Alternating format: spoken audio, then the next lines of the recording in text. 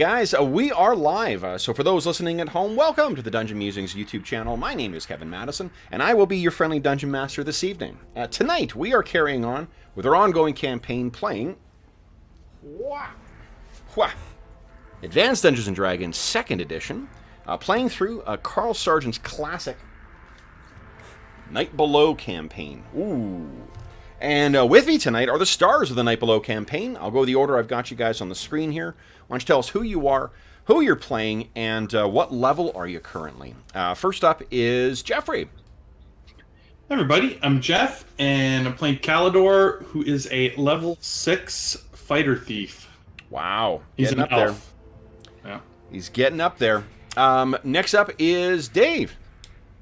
Hey everyone, I am Dave, your local armor, and I am playing Druin Axebrother, and he is a level 6 fighter, level 5 specialty priest of Clangadin, who still somehow has like 6,000 more experience to get as a priest before he can level up. So Yes.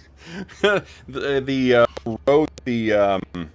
call it? The specialty priest hose is a little rough once you get past like 5th level. So next up is Hobbs. Hello, I am Jason Hobbs. I am playing Elanion Elandin, a elemental earth wizard of the Savage Elf tribe. I am 5th level. Nice. he's a dirt elf, everybody. So he's a dirt elf. Easy. And last but certainly not least is John. Hey everyone, I am John. I am playing Dorman Kettleborn, the illustrious and well-loved illusionist thief. I'm level 6 thief and level 5 illusionist. Nice. And let's see here, guys. So we are picking up kind of in the middle of shit happening, and you guys suddenly find yourself down 2 of your companions. What happened last session to bring us to this momentous event? Well loved by the peasants of South. You guys are well loved by the people in what's it called? Not Heronshaw. Harleton or something. Harleton, yeah, Harleton. Yeah. What happened last time, guys? We left on the search for the 2 giants and their ogre army, and they had a bunch of Smaladons with them. Found their trail, decided to follow it, came to this chasm where they went in and out of, decided to go down and see what they were looking at, and we found this massive, gigantic fortress that apparently built by Titan, or Titans or gods or something. Yeah, And the seat of the seal. there were harpies that were guarding the gates, which Dorman cleverly distracted them with winter wolf jerky, and we made our way inside. Explored a bit, found massive skeletons of animals long dead, and we were exploring this temple to Minderhall, I think, when somebody disturbed the sleeper within this black tower, and he just phased out of the wall, and he's looking at us quite threateningly. Well, the wall, actually, I mean, it makes sense that Dorman couldn't see it, because I think he was inside. But what actually happened is that, you may recall that on the side of this massive stone tower, there was this outline of what would be a giant-sized door. What's happened is that the stones that were making up that part of the tower all slid inside. And now it's open, and what stepped out from within is this strange-looking stone giant. Gotcha. Yeah.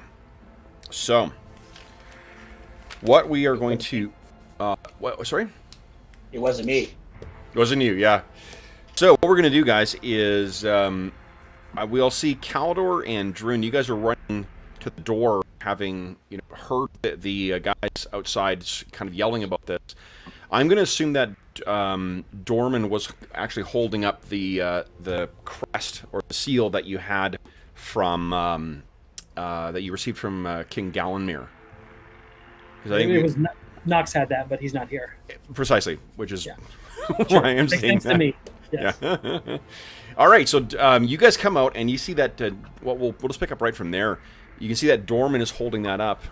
Let me see if we've got something. What is this here? Let's get something a little more. No, how about this? Yeah, let's give you the old death and axes. Druin's score.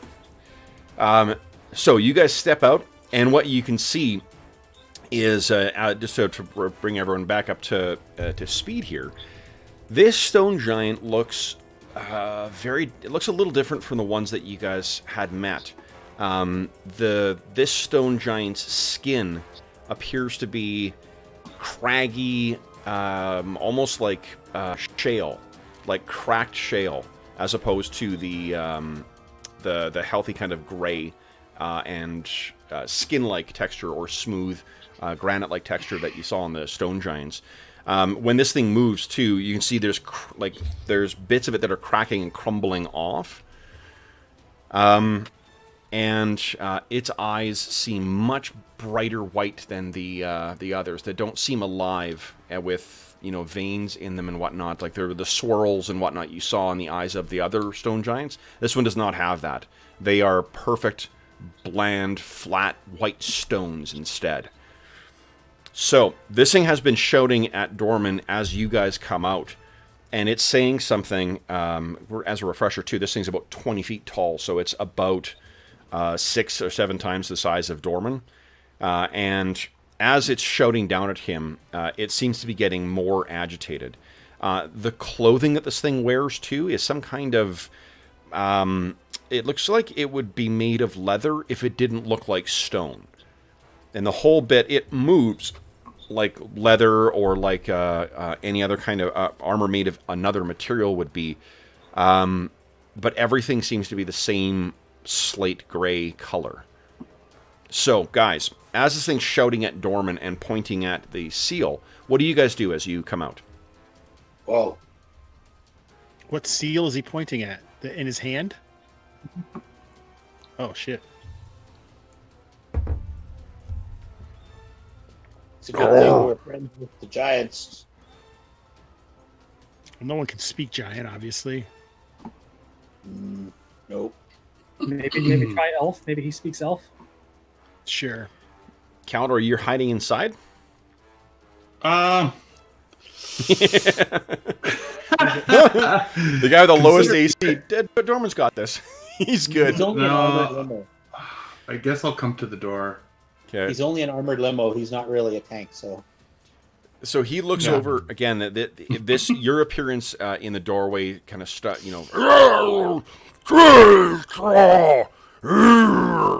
it keeps saying things at you, and you can't understand a word of it. The tone, though, certainly carries over, regardless of your inability to understand the words. Dorman, what are you doing right now? I'm going to start inching my way away from this thing at half speed. Okay, it's with seeing you trying to move, it brings its hand up and hits its hand against the ground. I need each of you to give me a save versus spell, please, at -4. Ooh. -4. Yep. Whoa.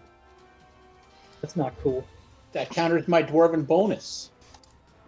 Don't matter. I'm already not good at it. Okay.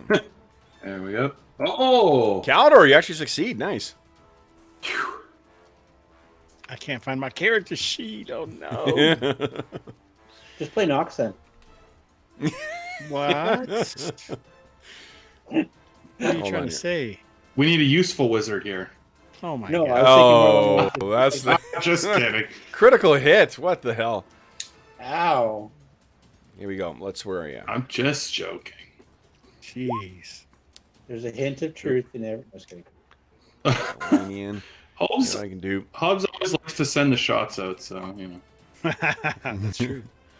I'm gonna move some of this stuff that we don't need. Plus, he didn't even know who I was on Discord today. That was pretty funny. Oh, Even no, though my that was name is Brent. literally Jeff Ivy. It was Brent that he didn't recognize because Brent's No, got his- yeah, but he said, who is that, Jeff? no, because I tagged Brent. Brent's thing is like B Oh, star. I did say Jeff. He's right. Oh, No, did but it? Hobbs asked you, who is that? Is it Jeff? And then I laughed. Oh, so he didn't know who? Yeah. Because my name is Jeff Ivy literally was. Jeff Ivy on the Discord server. I thought you You're changed the only one who uses his actual real life name. In I Yeah. do as well. Yeah, I do Yeah. too. Let's see here. Okay, here we go. The Hobbs will make it a little easier. I've moved a bunch of the handouts into the actual handouts tab now. I keep adding ones without moving them down. So this will make it easier. There we go. Let's organize this by A to Z. Boom. Okay. Alrighty. Now, we... how did you do on your roll? Let's see. Made it, man. Nice! Very nice. Alright, so neither Elanion or Calidor are caught in this. Interesting that the two elves are not. But what happens is there are these big stony hands that come out of the ground and grab Dorman and grab Druin. Now, you guys, the stony hands miss Elanion and Calidor, but the hand is still there and it kind of sinks back in, but you can see the earth is being disturbed like it's going to happen again. Let's drop into initiative, guys. That way we can see we're doing round by round. Doesn't mean you got to fight, it just means I want to track. Okay, so let's see here. Who is going to start us off here? Let's have... we'll go left to right since everyone was here last time. Jeffrey, you are up first. Would you kindly beat my 3? Oh, shit, I got my camera. I had something else I had to do this week. Wow. Yep. That worked That's out well? right. Nice! Worked out very nicely. Good stuff. Let's see here. Appreciate it letting me have my turn first. That's very kind of you. Well, the giant, he needs some help. Okay. Let's see here. I'm going to turn my camera off, turn it back on, see if that... hold on. Is it working now? Let's see. 3. Yeah, it's working now. Okay. Weird. Okay, so my first action is going to be on 3. So... I don't know. What's movement? It's just 0? movement is it 0, 3? yeah. Yep. Yeah.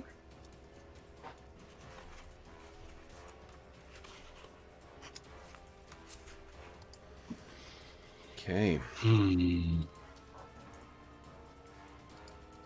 Okay.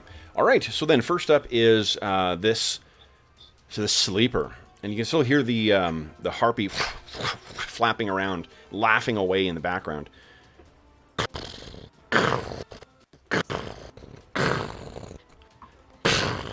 And it's speaking as it's getting closer. And then we have Calidor. Okay.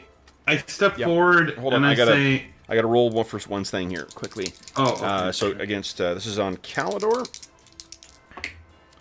Okay, and this is on Elanion. Okay. The earth is rumbling beneath you, but nothing comes out. Sorry, Calidor, what did you say? You said you're gonna step forward and what? I'm gonna step forward and I'm gonna say, "Stop! We come in peace." In what language? Elven, because I don't think I only know bird language, which doesn't seem to make sense. Well, and you know common, so it's your choice. Yeah, I'm gonna use Elven. Elven, okay. So it turns and looks at you. Then Elanion, what are you doing? Did he use Sylvan or High Elf? I think he is Sylvan. All right, I'll use. I'm wrong. It's High Elf is what he was speaking. All right. Where's my? I don't remember where I wrote it down.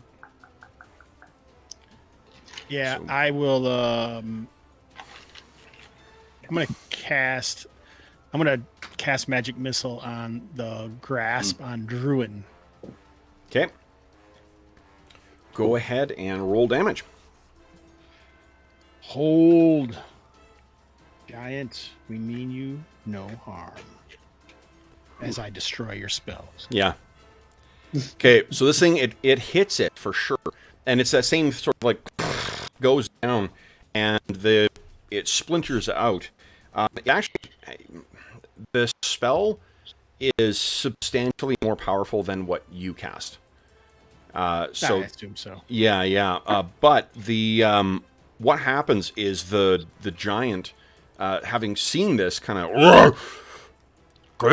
and he says something else and gestures at you. And as he's talking to you guys too, you can picture that this is just, it's like, you know, a massive truck rumbling by. Your whole rib cage just, as this thing is turning its ire on you and shouting at you.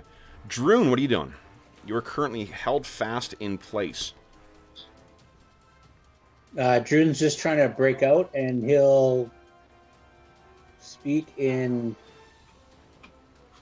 common that we were sent here by the stone giants to stop the seal from opening. Okay. So go ahead and give me an attack roll on the stone. Yeah, they're not. Let's see if you can actually injure this thing. Nat 1. Right in the shin. Whack! God damn it! You want to astonishing fortune that? Oh, yeah, we have 4 of those. Aren't I doing like a grapple check or something like that to try and get out of this? Oh, you can. No. You need to chip yourself out. This is stone that's formed around you.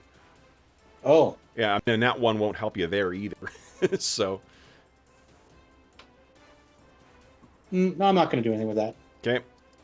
So then you're not gonna take any damage, but like this stone is much harder than what you expected, and it skips off and nicks you. And Dorman, what are you doing? Dorman, he's trying to wiggle free of this, but it's not working. So he reaches down, grabs his cloak, and his form starts to flicker, and he vanishes. No, he doesn't. He doesn't drop into the ethereal plane? Nope. Okay, well then he's looked confused. Yep. Okay. One use has been used, though. Okay. Okay. Then this thing looks at you. You've seen a spell similar to this come from Elanion, Dorman, which is maybe why you expected that to work. This is not how Elanion's spell works. Now, I guess that's it actually for that turn. Next turn, guys. It's not going to attack you. Are any of you guys going to attack it? Don't intended to. I wanted to get away. Okay. That's fine. Then, well, we don't need to drop in. The reason I ask is we don't need to drop back into initiative again. So this thing looks down at you, Calidor, and it tries saying something very slowly and very deliberately in a language you don't understand. It does that thing where it thinks like, if maybe I say this slower, then you'll understand it. But it's just like, you don't pick up anything of... But wait, give me an intelligence check, Elanion.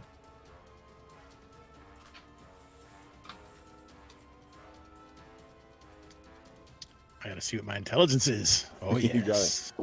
Quick Just question. good, what I I think. thought. What's the day on the calendar? It has only been 3 days, I think, since you last used your thing. Well, yeah, I was Yeah. trying to So figure out the... how many You're times a week? still Yeah, using yeah. the Price is Right. Perfect. That's critical success. So there is something that he says that's actually a couple of the words that are said very slowly. Now that you hear them, the inflection on it is a little different, but they're words that your tribe uses.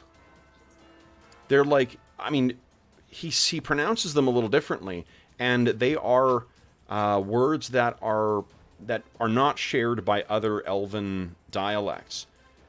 So it's almost as if like either this guy has Elven, like your elves, some words are borrow words from from Elvish, or your tribe has giantish words in your dialect.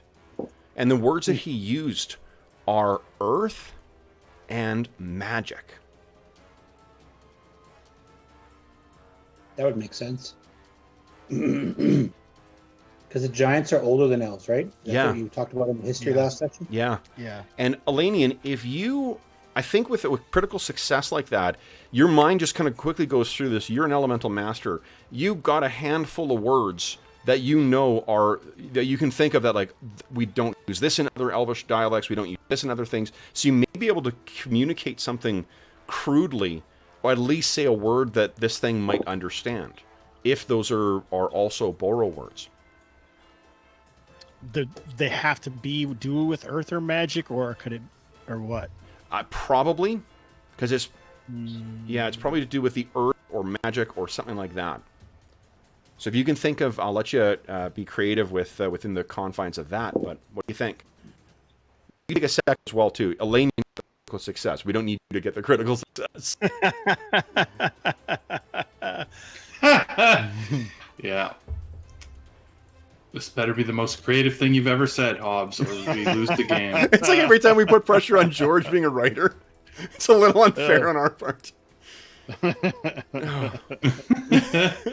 Deliver! Time for real life Hobbs to make a linguistics check. Yeah. Yeah, what has to do with this that we could use? Like, I'm thinking, like, there should be safety should do with Earth when you talk about safe areas underground or something. So what's a word similar to safe that might show up in an Earth-based spell?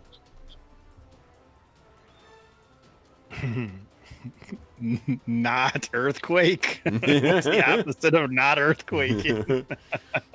Well, you could, if you're Firm, stable. Yeah, if you're open to suggestions, you could say, earthquake, tremor, stable. Because everything's big and calm down. Okay, so stable's not a word I don't think that would necessarily show up. Well, something like that. I mean, firm. It's the devil's in the details in this one, Johnny. Offering suggestions. Yes, and we appreciate your suggestions, Mm. sir. Something about rock grasp or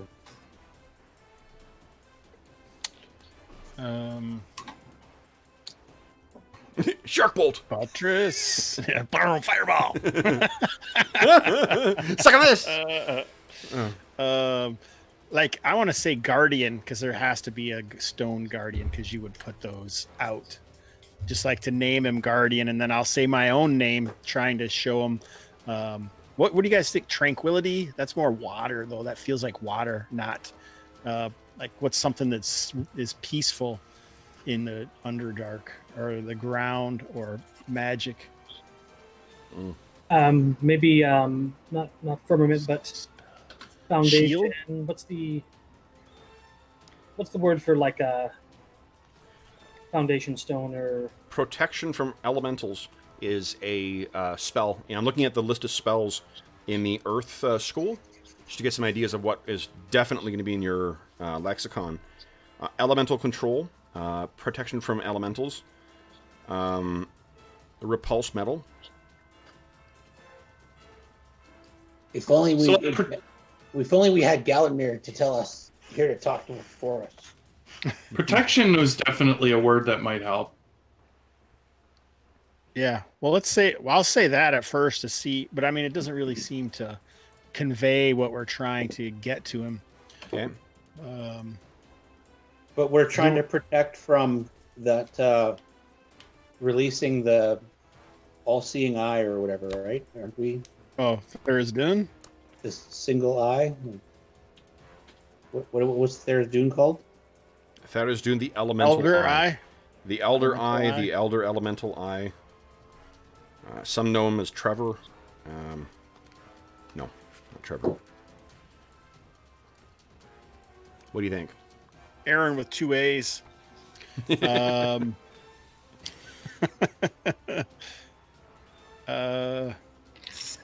don't you tell them we're protection from elemental eye. Sure, that sounds good. Okay. So, you say The word Those for that. two I think I words. might levitate as well, so I can be up closer, so he does realize that I have Okay. magic. So you cast that. He sort of takes a step back, brings his massive hand into a fist, and you can hear the stone as it does. And then you say that, and he kind of stops, and he looks at you, and you drift up to around, like close to his height, and he rears up, and he says again, very slowly, deliberately, the I'm gonna check something. Protection in the same dialect that you're speaking to. You guys, I think the only frame of reference you have is that he's repeating back the words that Elanion spoke, and you don't necessarily know the meaning of them. Kobold wouldn't have anything in common with it, would it? Which one? The Kobold language, that wouldn't have anything in common with it, would it? I mean, you could try. You've got no frame of reference right now. None of the words you've heard are similar to Kobold. Right. You just want to start yelling out Kobold words or what? No, Dorman's just trying to see if he can place anything. Yeah. No, unfortunately, Now that we've got him listening and we can communicate with a few words, we're going to start random languages and just start shouting at him. See if that counts. So this is the tower, and apparently it's the Tower of Babel.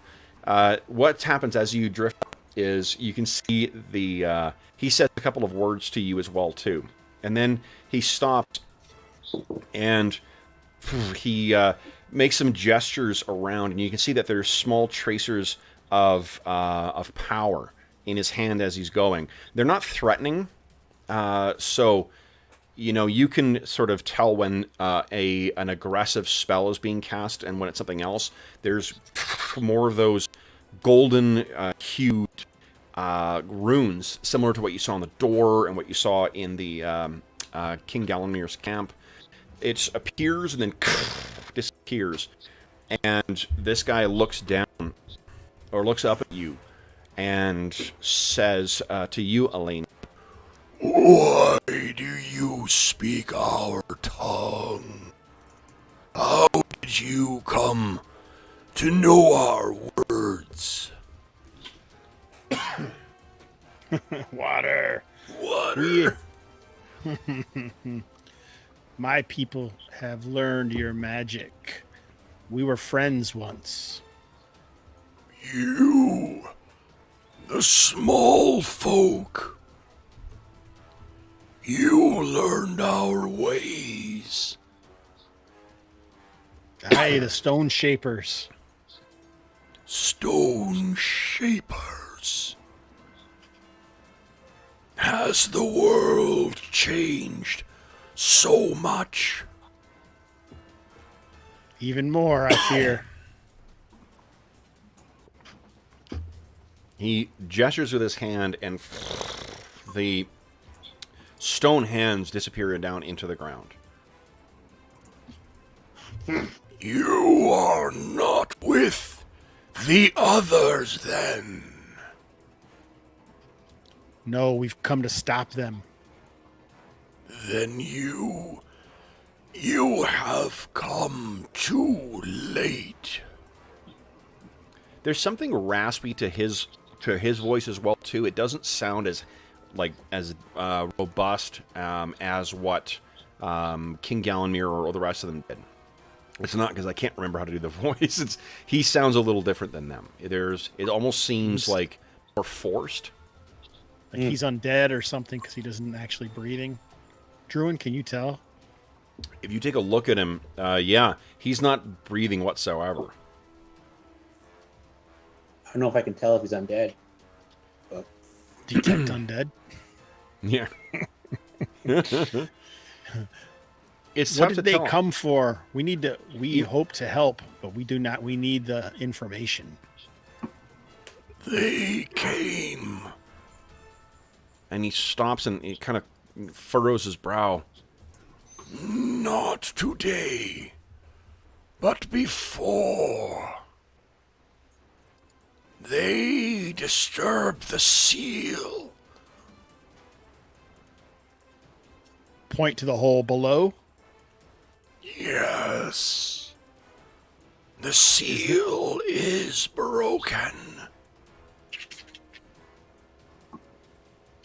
We've heard there's other seals. How can we can you tell us where they are, and perhaps we can stop them for opening others? Why are you here? We weren't sure what they were doing, and we came here to stop them from breaking the seal. But as you say, we're too late. Have your people taken up the watch of the seals? No, we're attempting to help Lord Galenmir. Galenmir? Who is Galenmir? He leads your people now. Then my people thrive. Pause. What about that? I wasn't really at that session to see exactly. There aren't that many of them, and we know that there are very few of them. Yeah. And they war with themselves. Our people turn on themselves. Mogmorian, the rebel. The one who came. They brought small ones with them as well. Disgusting things. Are those ogres that we think, or no? Probably. Yeah. If you describe what they sort of look like, then he may be able to confirm that that's what it is. Yes, he is Mogmorian, the evil one, and we hope to stop him in his evil plan. Mogmorian. That is the name he gave. And you hear him kind of grumble, like the sound of heavy rocks moving and shifting. He came. He bore the same mark. And he gestures towards what you were carrying there, Dorman. And he says, and he had the binding stone.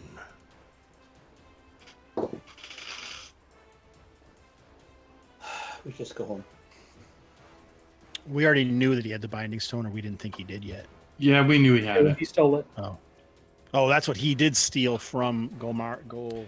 Yeah, Yeah. the son, Uratosh, the son of Galenmir, he's the one who apparently has sided with Mogmorian. He's the one who made off with the Binding Stone to link up with Mogmorian. We don't know what actually happens if they unleash it, though, right? It's something bad. What did you guys remember? What Galenmir and Calla the Wise told you? Canna the Wise, sorry. The chained one would be released if they broke too many seals. No, the cold ones. Cold ones. Yeah, remember that she seemed to think the theory that you brought to her. Remember that she said your theory is nonsense. If you think that sacrificing even 1,000,000 souls will break the magic of magic of the gods, you're out of your mind. Right. Whether she's right or not, this is the wise woman for some stone giant clan in the middle of nowhere. But Who's literally been living under a rock for centuries. exactly, it's my home. D&D joke of the day. Yeah. So he says then, you are allies of Galenmir. Yes. Then you are allies of our people. Yes. Your magics are strange, small one. But I see our power in them. Yes. That's all. Elanion is a man of few words, apparently. What are your names, small ones? I'll introduce all of us. Do Okay. you want me to actually do that? Yeah. Oh. Putting the old I am role-playing in the Elanion. role-playing game. I am Elanion Elandin of the Stone Shapers. This is Calidor the Mighty, Druin the Axe, and Dorman. Dorman the Spice Merchant. So he bows to you and he says, it is an honor, all allies of Galenmir. I am Jaska.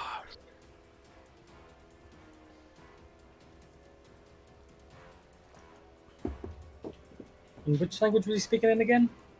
He's actually seeming to speak in common.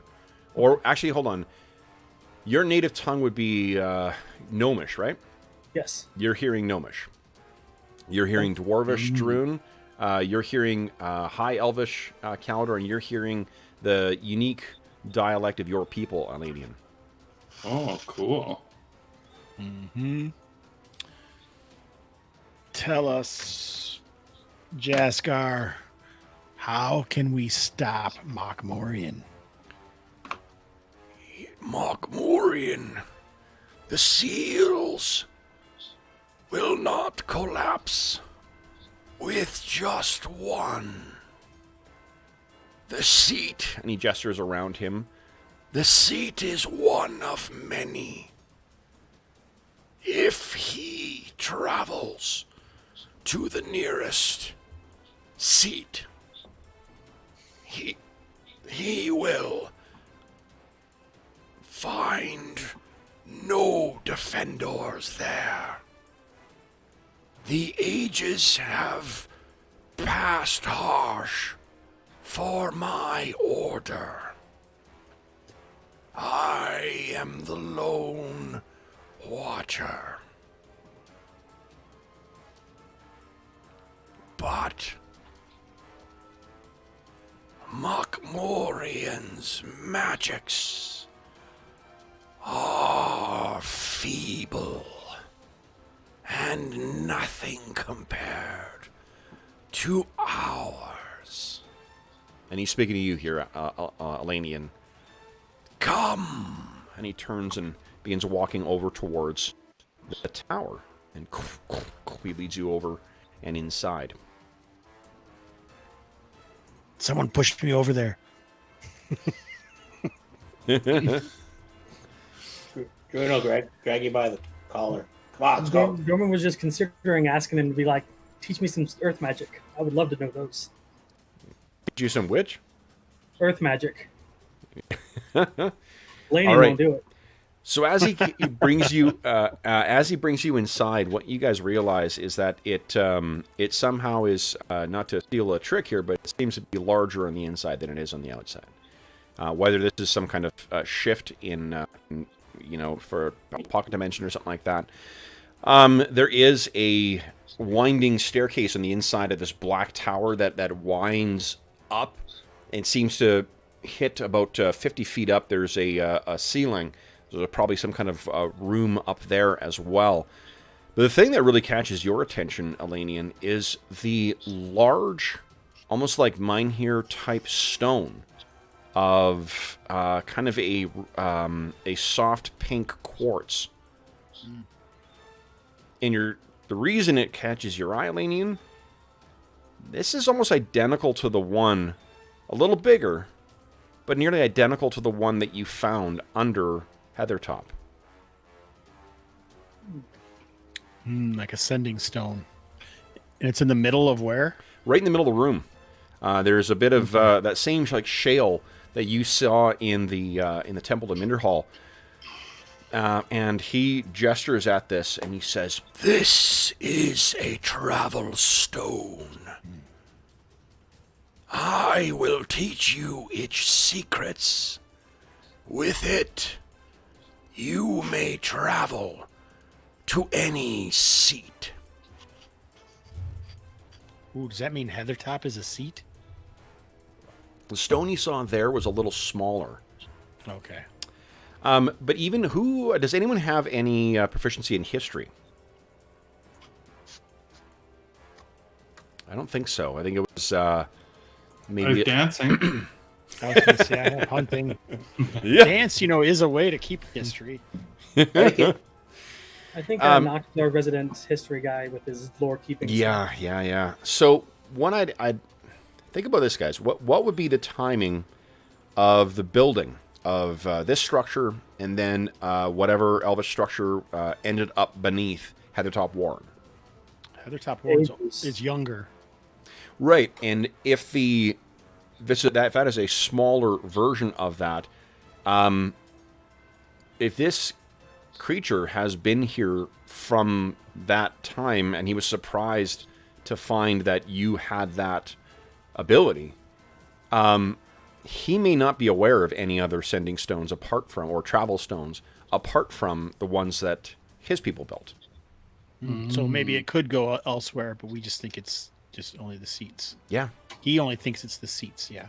Yeah. Yeah, that's like, did you see me? I was excited. I did. Ooh, Yeah. learn with travel magic. I was very pleased that you were going to be able to make it tonight. I was like, okay, some payoff for Elanion.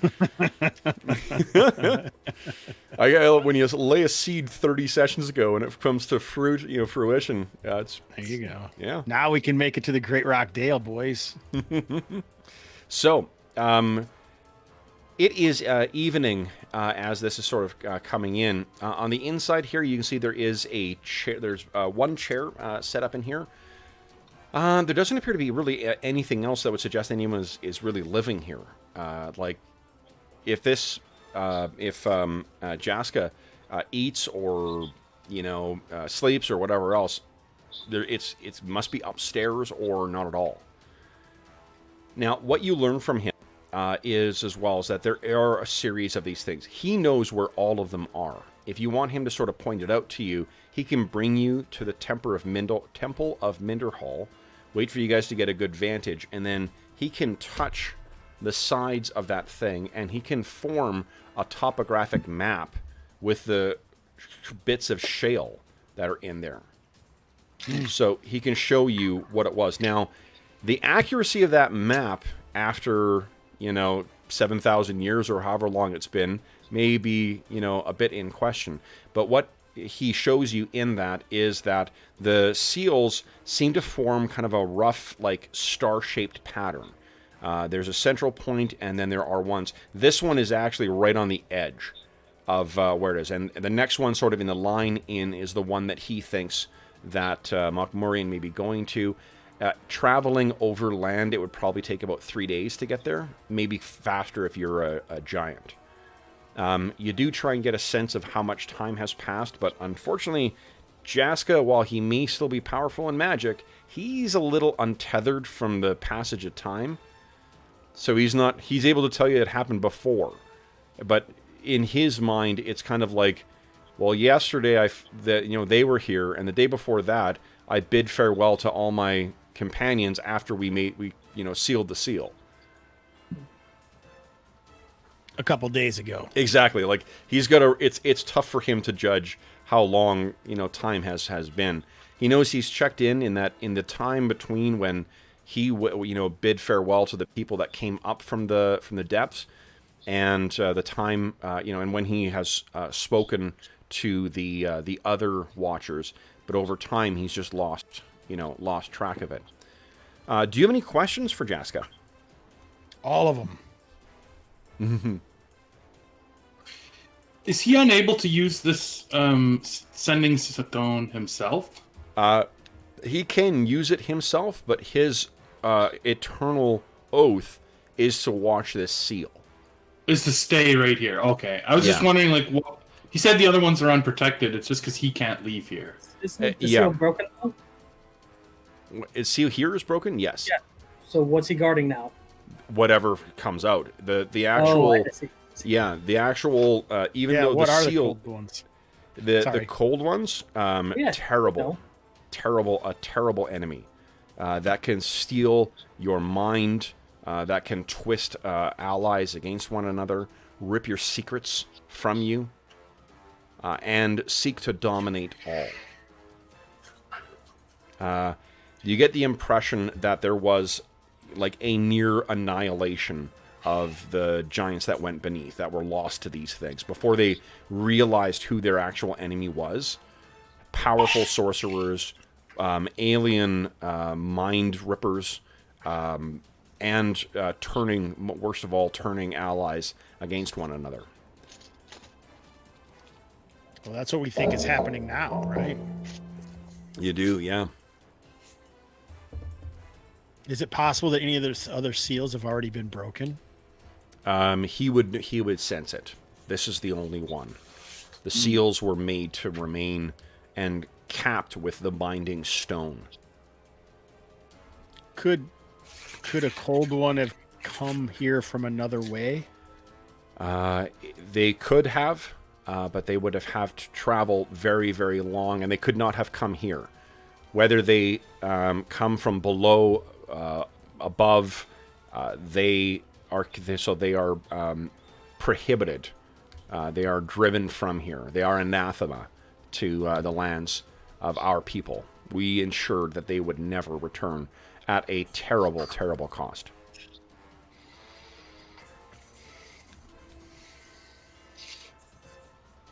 But the binding stone being used as carelessly as as Mokmorian has been, it worries him greatly. He remembers the power of that stone, and to have a dabbler with feeble, weak magics try to work something so powerful could have catastrophic results, aside from the freeing the cold ones and allowing them to come to the surface. Is there anything we can help him with? You've been down here long. Do you have any questions that we might be able to answer?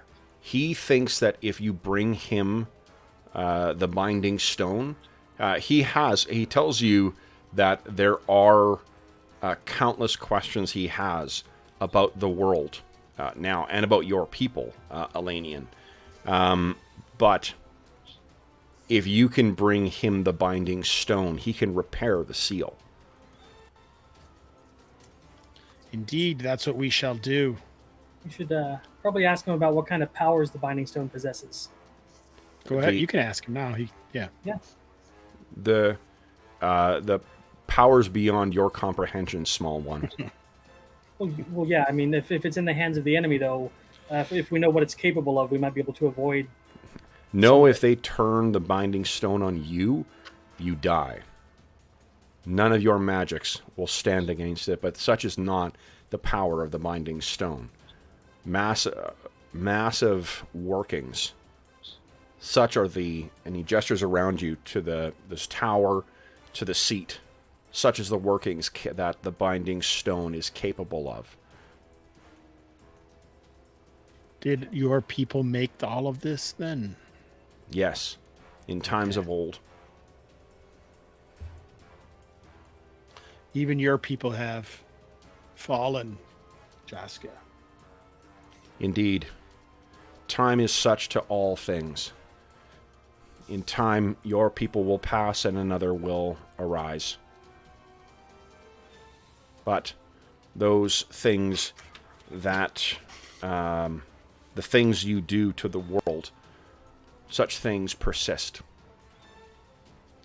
Yes, all things pass, but we won't. Not this day. In fact, teach me the workings of the travel stone, and we will gain the binding stone, and all other stones, stony stone.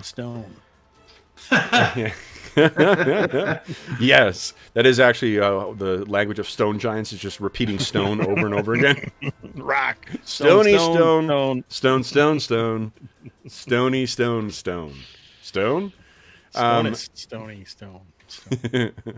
So what he gives you, it's going to take a little bit of time. Like it's you learning to control the flows of the elemental power. There are enough. So I think having gone through it and understanding that you were raised in a different arcane tradition than what he's working, and his magics are not. What you've seen do not appear to be arcane. He's not working spells you recognize, apart from, I guess, that variant of Earthen Grasp or Stony Grasp or whatever. And the tongues, right, or the comprehend languages. Yes, although it works a little differently. I think tongues allows you to speak and be understood. I actually don't know how his tongues actually works in AD&D. It doesn't matter. Yeah, but in any event, it's a similar type of spell. So he can show you. Yeah, it'll take you basically, let's say, about a day's worth of training, and then you will know how to effectively. You have a chance of operating these things correctly. Okay, I have another question. Are all of the seals in the whole seat in the half-cut hills, or are they in other areas of the Heronshire? No, all in the half-cut hills. Okay. The half-cut hills are such that they were actually shaped as a home for the giants. That's what they say, is that the half-cut hills have their distinctive shape by workings of the binding stone. These did not exist before, but when they returned to the surface and found themselves in this area, they raised the half-cut hills with the power of Minderhall and the binding stone.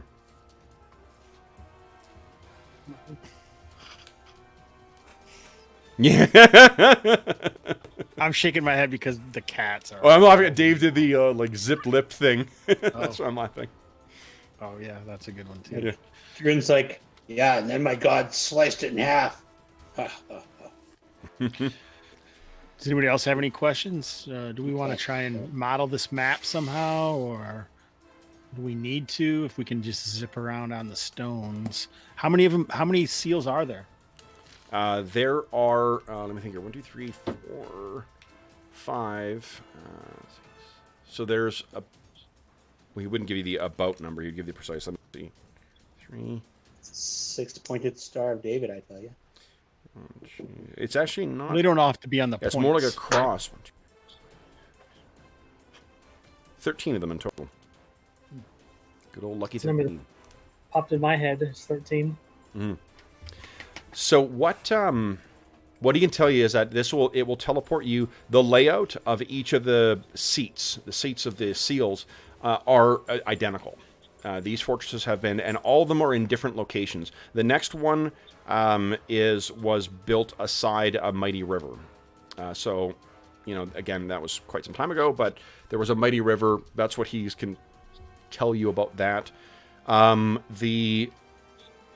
He'll give you the word as well, which opens the door on the tower.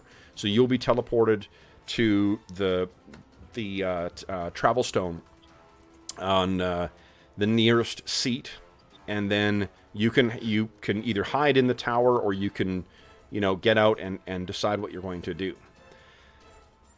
Now I guess that's the next thing, is what do you want to do? I have one more question or thought that is making me wonder. Yep. So the Harpies knew there was a sleeper to call him the sleeper, so he must have come out before, other than just like a day or two ago against Mokmorian. Has anyone else ever come here, or? Not that he remembers. Interesting. Yeah. So what happened when Mokmorian showed up? Can you tell us that tale? The power of him tampering with the seal caused Jaskar to awaken. That's when he came out, confronted them, and they first lied to him. Then they shattered the seal. He killed a number of the ogres, and then drove them off.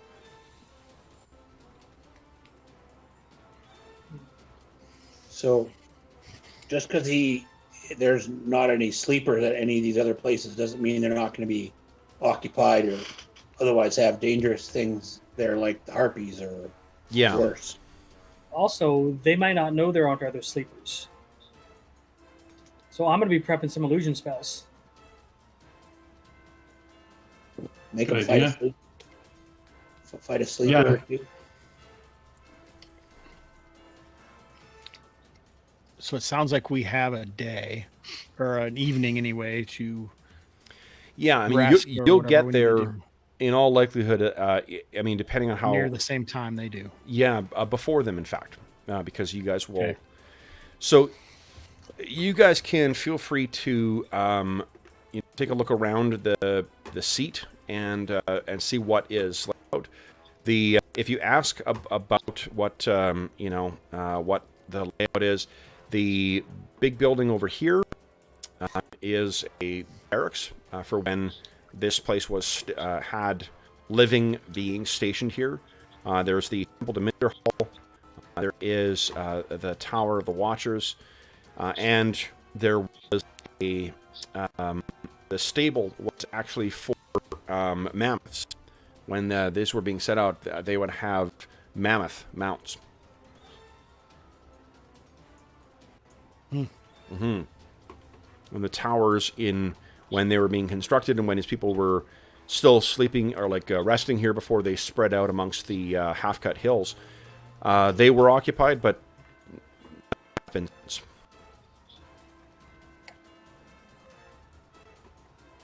Druin's gonna wander around. Is there anything else that lives below where the seal is? Maybe we should examine that so we have an idea of what we're dealing with. He tells you that he will take care of that. The cold ones still cannot approach. If until the more of the seals are destroyed, the enchantment keeping them at bay is still in place.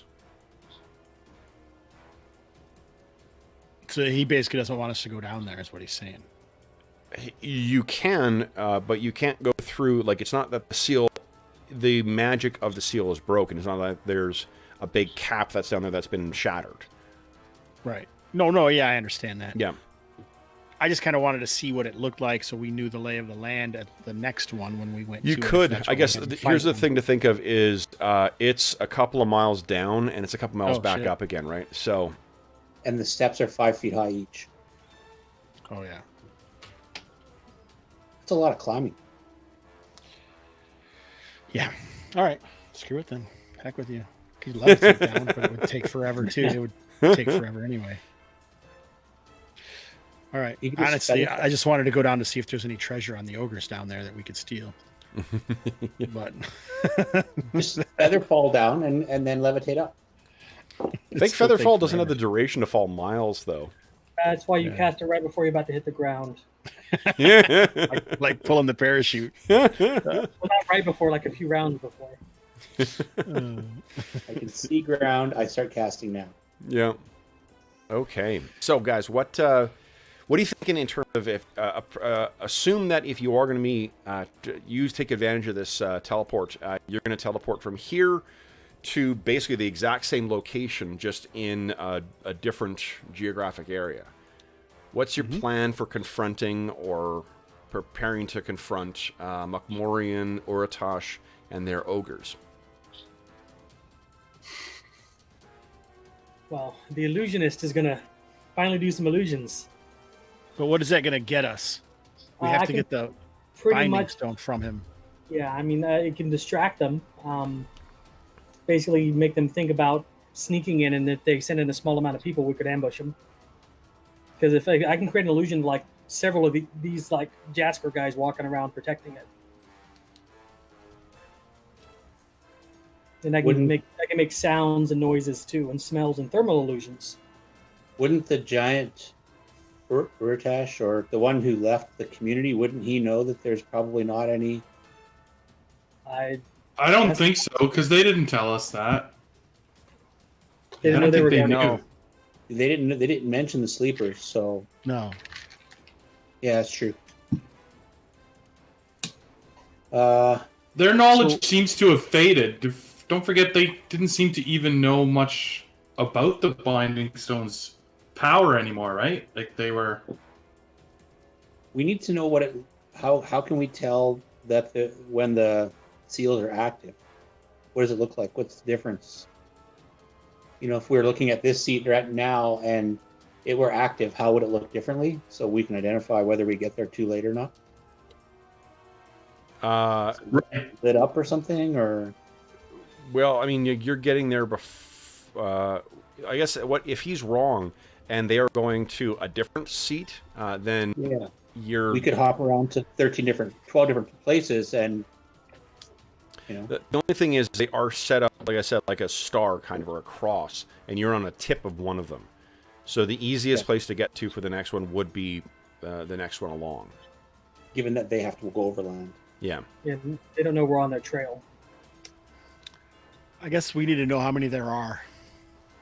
He tells you that there are still 20 ogres, and the small ones, and then there is a stone giant warrior, and there's Mokmorian, the sorcerer, and their cats.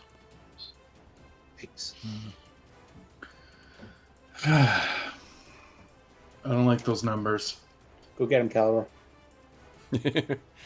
Once you There are guys, some of the ads. you can teleport with the binding stone as well.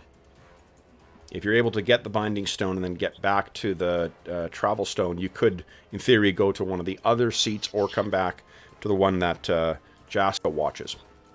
So what if we... I mean, it's bad to let them break the seal, but I don't know that we can confront them. Well, yeah, not head on for sure. So what if we... I mean, we could try the illusion, and maybe they camp overnight and come up with a strategy to get in there the next day. But maybe when they're camping, we can try and steal the binding stone from them. So one thing Maybe- to bear in mind, Druin, is that giants can throw stones, like boulders. So they have access to a pretty powerful range attack. Druin would know that. And remember what the geography is like here. There's abundance of those here. I'm not saying that they would be able to bring down these things whatsoever, but a likely first attack, and this is from your dwarven tactics, is to face a hail of boulders hurled in by these things. Yep. We don't want to give Yep. them a reason to start that. Ogres don't do that because they're just too weak, but stone giants definitely.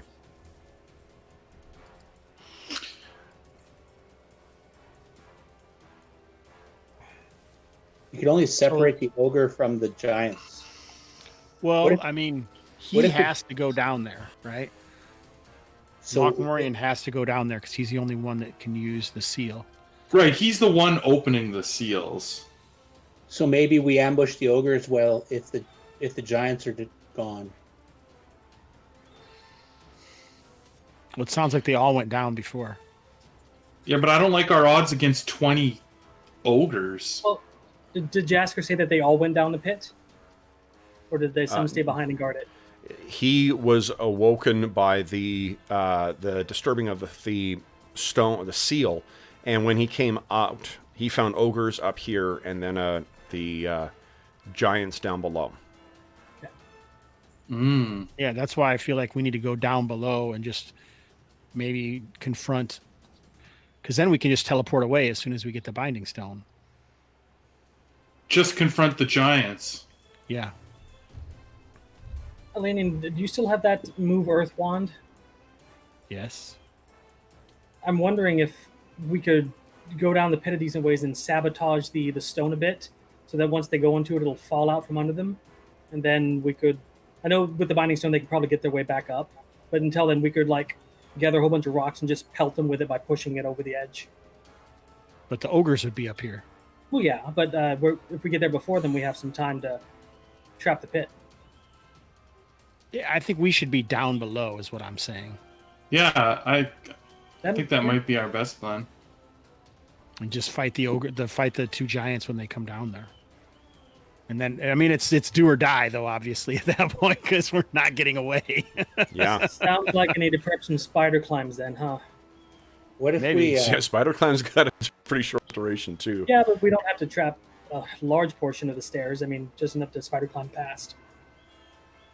What? We can't trap the stairs because they'd have to come down the stairs, right? Well, I mean, but I'm sure you could weaken them, right? You are the dirt I elf, don't right? know. I don't know. I guess so. I think that's the plan, though, right? I'd say we go down to the bottom and set a trap down there. We could try to think of if there's a way for us to... It just seems if we set a trap on the stairs and they don't go for it, now they know we're down here, and now they call their people and all go down, and now we're screwed. I feel like we Right. should maybe just let them crawl down and then deal with it when they get down there. There's Hopefully it's also just the whole. us four on there's those also the two. whole, like, Go ahead, Dave.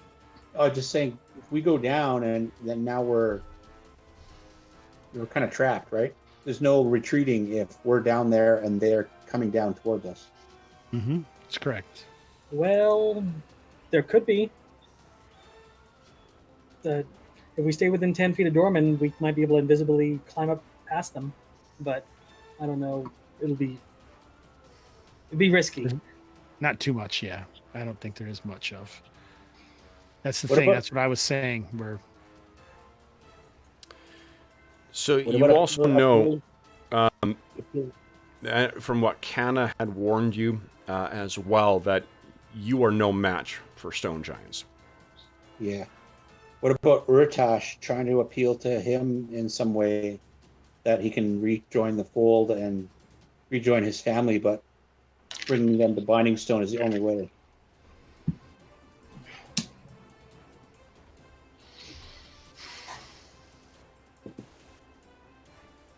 Don't get me wrong, Druin wants to kill giants, but if the only way to do this is to splinter the bad guys and have one of them turn on the other.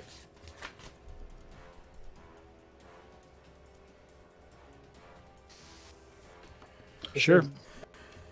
So he asks Jaska, he's behind you, look out!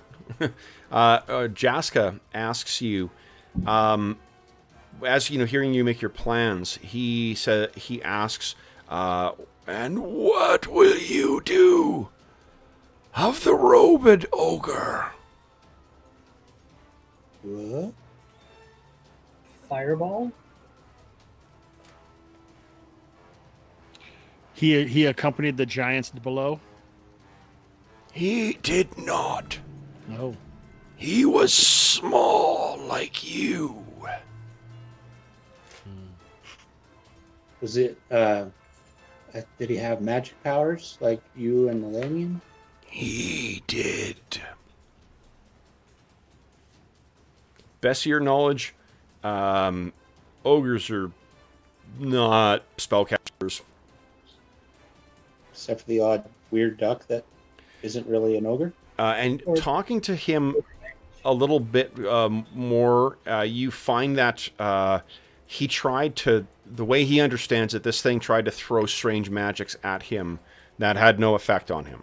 And it wasn't until Mokmorian used his magics, those feeble magics he calls them again, that gave them the time to do a fighting withdrawal.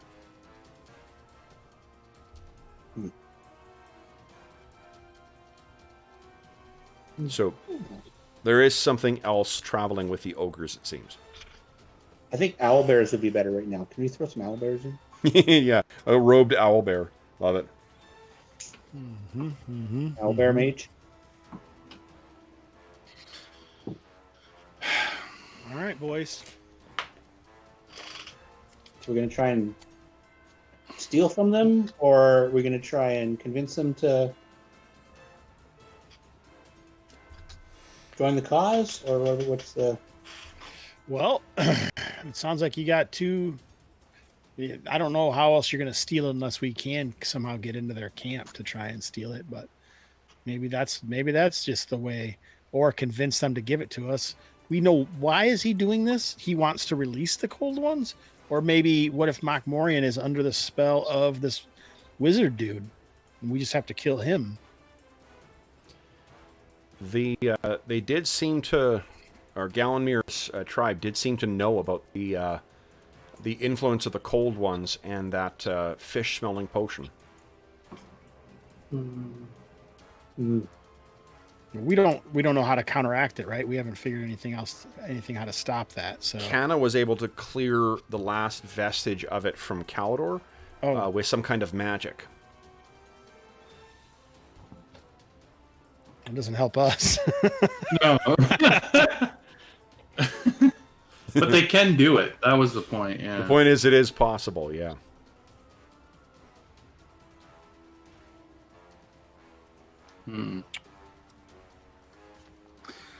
So the thing you have on...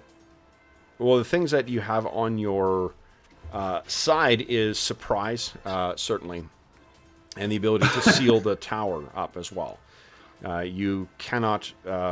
he tells you that their magics will not reach you in here. You can stay inside the tower or get inside the tower. They're not going to be able to reach you. He does, however, say that Mokmorian's magics are powerful, but feeble. It's easily disrupted.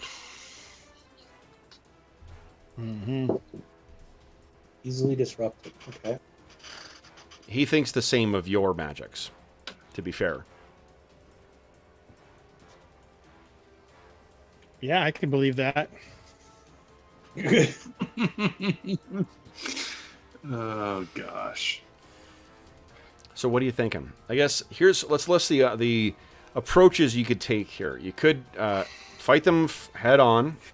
You could spring a trap for them in the pit. But that does strike me as an all or nothing prospect. And if you fight them in the pit, it's so far down that it's very unlikely that the others would hear you. But There's no retreat. there's no retreat, and then there's also, for the distance between you guys and the teleport or the travel stone does cross a courtyard full of ogres as well. We don't have to use the travel stone. We can use the binding stone. No. You can travel. What I mean, you can't use the binding stone to travel. You can take the binding stone with you as you travel. Oh, I thought that's what he said. Sorry, I misunderstood. Yeah, that was not clear. All right, no problem. Then yeah, that kills that. Maybe we need to weaken them. Well, yeah, I was thinking if I if Dorman creates an illusion of like two of these things milling around, maybe they might try to sneak a few people in or some of their forces and leave some outside that we could ambush while they're down in the pit. Well, they do have to break into this fortress. Mm-hmm. Is there a way we can seal the door shut so they have to break in? So they already sealed shut. They had to break in before, but I mean, I guess they are stronger than us. They pushed it, but yeah, we could certainly put like earth up against move earth inside the seat to block the gate as they're trying to get in there, and then we can pepper them and make it difficult. And maybe they are trying to get in here. It's a good idea. Use the fortress against them. An enlarged invisible gnome, and then when we cast sleep on Moria and he drops the binding stone, Dorman just picks it up and runs. You think that's going to work? No. Not at all. Maybe stone sleep would work, but I don't know. Not even lip service to it. If he drops the sleep, I will sprint in there and grab it and run away. Well, maybe, I could use command. I don't know if that they get a save, but yeah, they would. Certain height dice, I don't think it affects. They get a save with a certain amount of hit die. Oh. If it's like 6 or more, they get a saving throw. Just tell them to throw then. Yeah. We'll catch it, but then we learn that it's this gigantic boulder that he's carrying around like a sweepstakes check he's got over it. It's like, you remember Obelisk from Asterix and Obelisk carrying the Mine Hero around? No. No? I don't know what that is. Oh, it's a comic. Oh, all right. It's a Belgian comic, super famous, like Tintin. Oh. Yeah, I'm for fortifying the fort, making them break in, so we can start picking them off. Well, so that's got to be one option though, to try and get the stone and get away without a confrontation. If we can figure out a way once we see them. All right, let me know when you do. I got to look up stone sleep. Oh yeah, right. You got stone sleep. I forgot. If you want to run any of these things, I know that Jaska has been offering some feedback on these as well. But if you have any other questions for him about this, oh yeah, I'd like to have him teach me some of the words in his language about stop, be gone, leave this place, or we will crush you, so I can make my illusion very believable. Sure. Yep, he can tell you those. So, stone shape, whole round.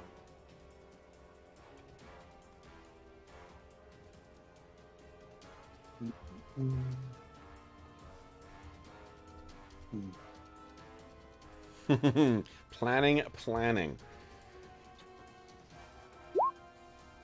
Oh, okay. Unimportant Hero says Asterix and Obelix are very, very, very unknown in the States. Oh, okay. That's good to know.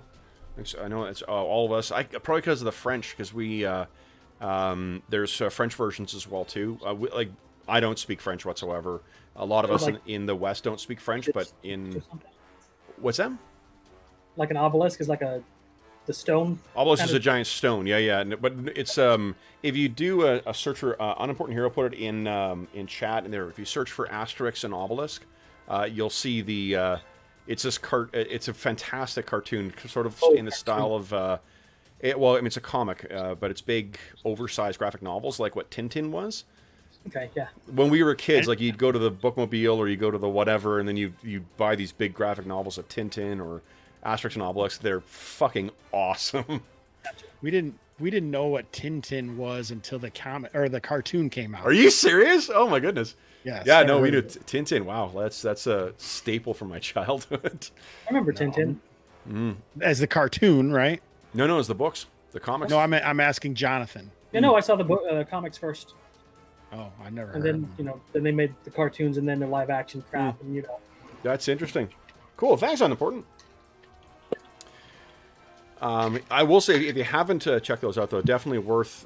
It's a hilarious thing about the last Gallic tribe that holds out against the Romans. It's really. They actually did a CG cartoon a couple years back as well, too. That's actually not bad.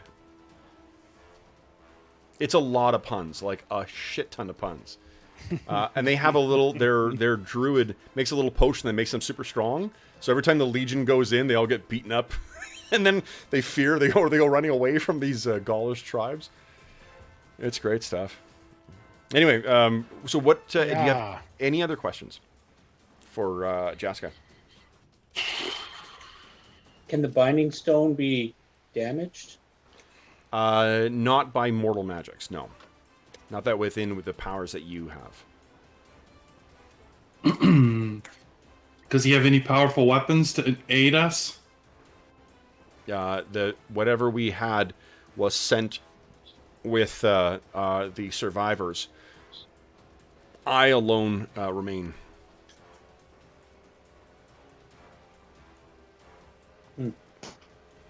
Had he or he's confident that had he or his brothers been aware of what was going on, they would have prevented it. But alas, like he's powerful enough to have driven them off. If what do you call it? If they had a chance, and if his brothers were still around, they would have no hope of getting in. But unfortunately, time has claimed all of them. Why did time not claim him? Who can say what Minderhall's plan is? GM Fiat. Yeah. All right. So do you have another idea that you want to try to do, Dave? I was looking at meld into stone, but it doesn't really help me much.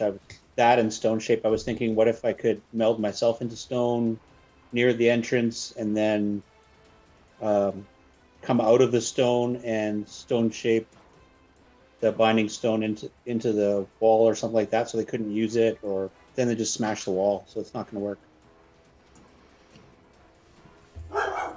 There's looking at these walls. There's no way they're getting through these walls. They're strong and whatnot too, but like this, like I said before, the stones that are set into the walls of this seat, they are 20 by 20. It doesn't prevent them from going over. Like, given if they want to get around this, they'll be able to find a way in. It's just you could make it a little more challenging for them. So these walls are like at least 100 feet tall, right? The walls are, yep. Okay. What does Dorman think would happen if he cast grease on a part of the wall some giant was climbing on? If a giant was climbing the way you guys climb, they'd probably fall. I don't know if stone giants have special wall climbing stuff, but I think that'd be hilarious if he tries to climb the wall and suddenly falls down 100 feet and Takes They're 100 feet tall? Oh, shit. That's... Oh, no, we got yards. We're good. Takes 10d6 damage. Yeah. That's if he fails to save, though, and remember, they've got a lot of hit dice, so their saves are not bad. They also have a sorcerer in their number who is more powerful than you. So you'll want to plan accordingly. pretty much keep hitting him so he can't cast spells. Got it.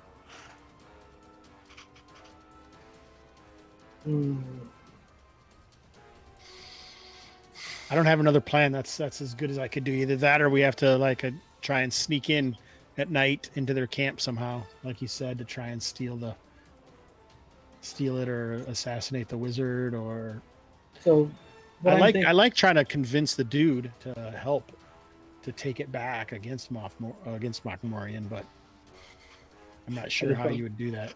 Yeah, I just don't know what angle we would pursue. You know, that his father, although disappointed, wished he would have stayed with the giants. And Well, especially when we think he was poisoned or whatever, right?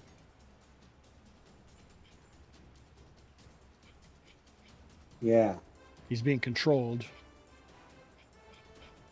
wonder if he's being controlled by Mokmorian or by the ogre shaman. The wizard. Yeah, for sure. We don't really know, I guess. Or if he just drank some of that fishy stuff. Yeah, that's what I'm thinking. But if he would have drank the fishy stuff, they had a shaman right there, he would have attacked her or gone after her, right? Well, I mean, the dude might not give him the same orders as they gave us. Yeah, what Calidor can tell you just from his experience, it wasn't like he drank it and woke up and suddenly had an overwhelming, desire to attack sorcerers or whatever. It was that he found himself susceptible to the commands of that thing he saw in his dream, and that it had commanded him to seize the spellcaster. Okay, so it's not just some kind of blind rage, it's like, just makes you susceptible to control. Yeah. That's what it would seem, yeah. I can't find stone sleep anywhere. Let's see. Maybe it's not a real spell. Stop making shit up, Hobbs. Was a good idea, but, Should be in the last book.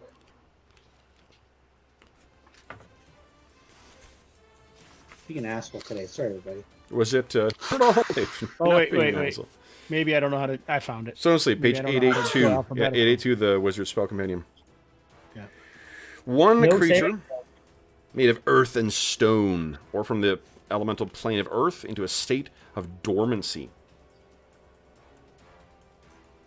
Things like earth elementals, clay and stone golems, Galebdur, mudmen, sandlings, and Zorn. And the DM may rule that other creatures relating to earth or having power over it, such as basilisks, stone giants, medusae, and rust monsters, are also affected. Rust monsters. Boy, it's about time for you guys to fight some rust monsters. That's an expensive material component.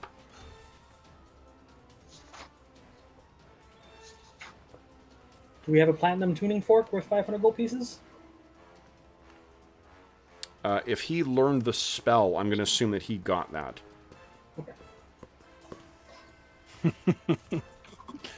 Thanks for your support, Jonathan. Same team.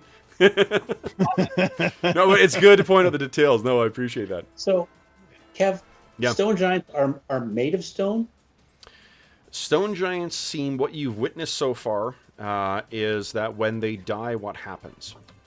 They solidify. Stone. Yeah. Seem to turn into stone. Yeah. But they're not, other than the one we're talking to now, which looks physically made of stone. The other ones, they have like skin that looks like stone, but they move and walk like they've got skin, right? Tough to tell. What you know is that they are beings of an earlier age. So, I might just take a spell and let you adjudicate as you desire. Stone shape. It's going to be like the thing. Well, Reworking his rib cage. If you cast stone shape on a stone giant, is that like polymorph other? So that is 2 steps away from what this is. This one's stone sleep specifically affects creatures that are made of stone. I don't think stone shape works against... I'll take a look at the for Golden Glory version, but I don't think it allows you to affect like earth elementals or things like that. Let's take a look though. Stone shape. No, it's more about working stone. Yeah. So I think if it worked in any way on any kind of animals or creatures made of stone, I might rule differently. But No, I think it's just for inert stone. yeah, You can always use that to seal the door shut. I can use that to seal the gates on the backside so they don't know that they're sealed. Or maybe just seal the bottoms into the ground so they can't tell. I will tell you, Hobbs, I would allow Stone Sleep to act on giants too. You don't need to. Okay. I'm already getting a saving throw against it to tell whether it works or Yeah. not. So I Yeah, mean, I don't need it's- to give it it another needs like, to, so. is it gonna work? Oh, so if the Hail Mary works and we do freeze him, and enlarged invisible gnome could probably run and grab the thing and run away. That's what I said. Take the damn. I'm just looking for the opportunity where it will. I even pictured you invisible and enlarged. Like this is I'm It's your idea. I fully admit that. Why are you enlarged exactly? So I can run really quick. You can move faster. so we can move faster. Yeah. And also because we heard the stone is pretty big. I was gonna say, yeah, you have to have strength on too. I have His 15 strength's not strength bad. by default. Yeah. No, But no, that would- is that a would robust, very strong and hardy gnome. A strengthened, enlarged, invisible doorman. Hmm. Pick in a giant's pocket. That would With be plus. a tale to tell the gnomish world that would last forever. I do have 25% pickpockets. Oh, that's good. Yeah, let's do it. Whatever we're doing. So you're gonna hide outside while we stop it, and then you're just gonna try and pick his pocket and take it from him. And you've only got 30 yards of range, so I could try that. Yeah, I'll give it a shot. Worst comes to worst, You book her and we attack. Norman's brother. So the initial idea is to try and pick pick the giant's pockets. I doubt it's going to No, it's- We're no, trying no, to no. If there is a tone inflected there, I just want to make sure you guys remember these things are 20 feet tall, which means that their pockets are about 10 feet up. I get that enlarged makes you a little bit bigger, but like you're, I love this plan, and I think this is This is like an urchin in Dickensian London trying to pick Andre the Giant. Andre the Giant exactly. I talked to him wrong. we were gonna stop them at the walls. Too, No, and I mean it's distract a them. good idea. Like if you can get access to the pockets, I'll absolutely allow that. Like that's a good thing. It's just that practically speaking, you would be up to about his knees, maybe, at that. So Maybe when they're sleeping, And laying down to sleep. large doesn't stipulate you can only cast it on one thing one time. you can't stack spells unless there's. Jordan, What, we could also change the terrain to make them have to walk through to get to the gates, because they're only going to be able to go through the gates, right? So we could actually change the terrain where you would be able to stand higher, where they would have to walk through. I'll That's still create a door about 15 feet up, right in front. No, not a door, just furrows, right? Lines of furrows, so you would be taller. I don't know. This is a thought. Right. Also making it so that the door opens so that the giants have to squeeze through. Thus, while they're squeezing through, Dorman gets into his pocket. yeah. It's a distraction while we're fighting against them or something. Really But I'll try not to throw my fireball. I'm sure 25% chance of pickpocket Wait is until not. they're sleeping. Oh, sorry. Dave and John were talking at the same time. John, what were you saying? I think a 25% chance of pickpockets. I'm not going to hedge my bets on. Just freeze it. I'm going to jump, grab the thing, and run. Okay. If he's sleeping, giants. go to Well, sleep. we have stone sleep as well. I mean, these are a few groups of things that could work. Okay. I'll tell you straight out that if stone sleep doesn't work, Dorman's not doing it. He'll be invisible and enlarged and watching, but if it doesn't work, he's not doing it. Oh, so you're leaving the rest of it to the three of us. Well, no. I mean, I'll do other stuff. But All right. Then. So what? Where's my call Before we lightning? start setting up the map here, so what is the actual plan there? Because yeah. I don't know. Well, it depends on how much time we have. We're not going to know until we get there. Okay, so you want to go there? Druin's going to try and seal the door from the back to make it harder for them to get into the gate. Hopefully, a delay will make them have to camp for a night while they're sleeping. Invisible, enlarged, strengthened Dorman Okay. will go by himself into their giant encampment. So let's Past get you. the So the silver tooth first cats. thing is getting yourselves there, and then opening the door to the tower, and hoping that the magic to open the door still works. Sounds about right, yeah. Okay. So then, is there anything else you wish to speak to Jaska about? But nice knowing you, Jaska. My next character is going to be an Eric Poker. Let him know that we intend to bring the binding stone and not to wait up. Okay. Don't hold your breath. All Jaska right. know any like mystical mumbo jumbo to make the binding stone reject the wielder. Is there anything? It would be beyond your comprehension, and certainly not within your lifespan to explain. Just trying to find things to do. Okay. Wasn't one of the spells in the spell book something that makes people drop stuff? What was The it? command will do that. No, the wizard spell books. Okay. We also have dispel magic. Is dispel magic what they did to get rid of the pig stuff or the fish smell? It We wasn't maybe a fish spell. What it was is that Calder just had a lingering feeling, like whenever he'd go into a room. Let me turn this fucking axis. no. I mean when the kana you got rid of it. I mean dispel magic should work. So maybe we could bet that dispel magic would help against the. Morian, No, the other guy. Uratash. Oratash. Uratash is a warrior. Morian is the sorcerer. Yeah, but we think... Don't we Oh, think I see what you that mean. Earth Sorry. has been Yeah, no, I'm a encircled? dummy. I'm a dummy. I understand what you mean now. I'm sorry. Yeah, because we don't think that Morian is really under the spell, right? We think is doing what he wants to be doing. He's not necessarily being magically controlled somehow, but we think maybe Uratash is. That's what Kana seems to think. So if we could dispel the magic on him, Now we got an ally. maybe we got a chance. And you say we got a chance. I don't know. So you're saying with a chance, Hobbs? Yeah, that's what I'm saying. There's a chance. That's my thought anyway. I could take the spell magic, but then I wouldn't be able to take stone shape. I could take spell magic. I just wouldn't be able to take fireball. I'm And maybe okay with that. fighting with Uratash would be enough to give Dorman the opportunity to get the binding stone. But then I would feel like we would have to help Uratash. We aren't just going to leave him there, right? No. Okay. Then, guys, if there is nothing else that you wish to do here, we can have you guys all touch the stone. And Elanion, you can see if you've learned what you need to learn to activate the travel stone. Could I ask Jasper one more thing? Of course.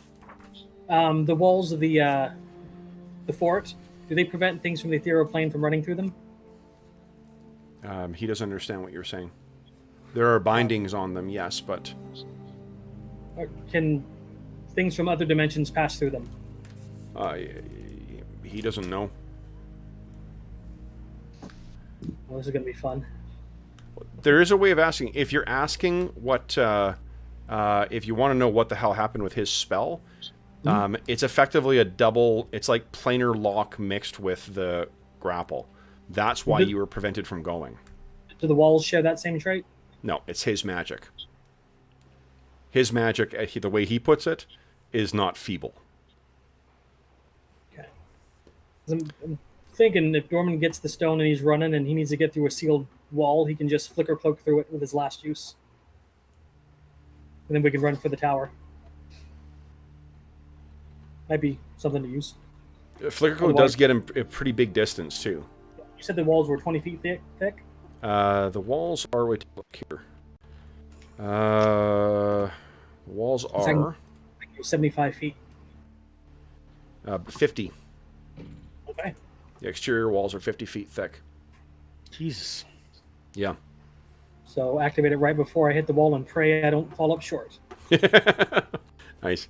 Okay, we'd also like to save our progress right here so we can return to this point when our plan fails. Yeah, sounds good. Okay. What are you talking about, Jeff? I brought an extra roll of quarters. uh, I can just plug quarters until we get through this level. Don't worry. okay, good. So you have nothing else to say to then, Elanion. We just need you to speak the word, and then you will be transported. Bird. So you all Bird is touch the the word? stone, and what happens is you can feel a tremor moving through your body, each of you, as the thing sort of vibrates a bit, and then your ears fill up, and it's tough to tell whether it's the sound of the vibration or if it's the sound of your heart pounding.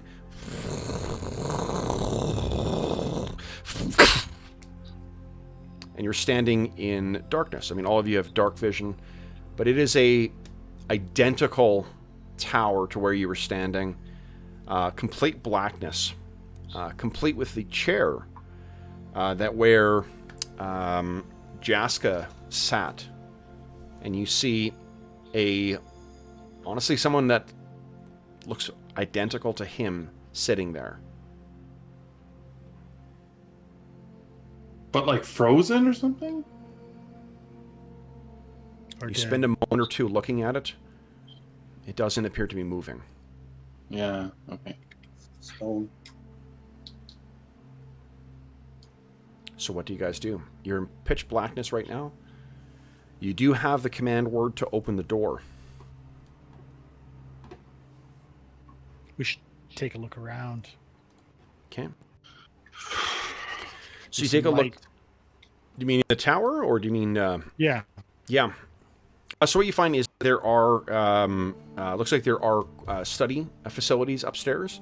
And it's all giant-sized as well, too. You're not sure what... I mean, if you guys want to spend time pulling some of these giant-size slate books off of the shelf, you guys can do that. But, I mean, it's going to be very, very cumbersome and challenging to do that. If you had Probably more... all magic spells. Quite possibly. Sorry, go ahead. Yeah. Come back later and rifle through those. Yeah, and I mean, even like making your way up the stairs requires, like, it's an ordeal because of the way it's sized. These steps are each like 4.5 feet tall, so... otherwise, I mean, and the tower does lead all the way up to the top, and when you get to the top, there is a point where you're a little surprised at first because there's sudden light on the last spiral heading up. And this is exhausting going as well, too, because you're picturing going 250 feet in the air following these oversized stairs. The top appears to be made completely of crystal, because you can see out in every direction. And the thing you see is that the seat... Let's take a look at the seat, just remember what the structure looks like here. We have so many handouts. Love it. So there's the seat of the seal. And the tower you're in is in that middle structure there. The one poking out. What you can see looking down is that the overall structure, like the bigger area that this is set in, is very much like the bowl that you guys were in before. The major difference is on one side of this valley, there's a waterfall cascading down, and the whole bowl is full of water. It's a lake leading all the way up to the edges of the walls. It spills across them in rivulets going down into the courtyard, and it seems to flow down and cascade down into that hole. The hole's not full. So over the centuries that have and millennia that have passed, it hasn't filled or anything like that, or it's drained off by some kind of aquifer down there. But this it seems as if the very geography has shifted around this seat, and it's a testament to the engineering genius of these things that the seat remains standing. Looking down at where, to judge the sort of the depth of the water, you would guess that it's no deeper than maybe about 2 feet at the worst. Oh. Yeah, it's not like it's a full in here. Outside, it's a lake leading up to this. But in here, it's fine. So remind me again how the water's getting into the seal. It's all collecting through the courtyard and then falling down. Okay, so it's like water, like flowing in and then down. Okay. Yeah. That changes things. They're gonna have to come in here on a boat. Is that what's gonna happen? To reach here, they would have to have some way of reaching here on a boat or on some other means of transporting across water. How well do stone giants swim? You have no idea. Are any of you stone Like giants? Quick hands up. Who's a like stone a- giant? Like a rock. I'm a stone giant on weekends. Yeah. Hmm.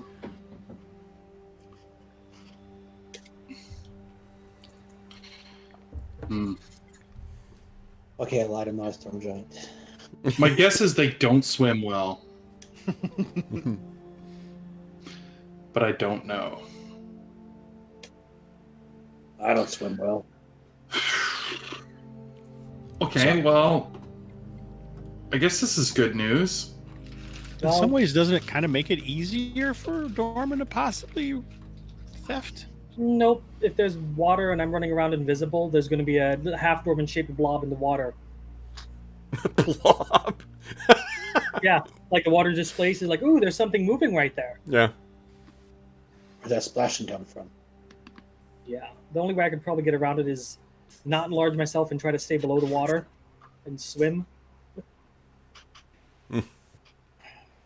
That's not good for my plan. How long do we think it would take to traverse the water as far as we can see? Because we're underground as well, right?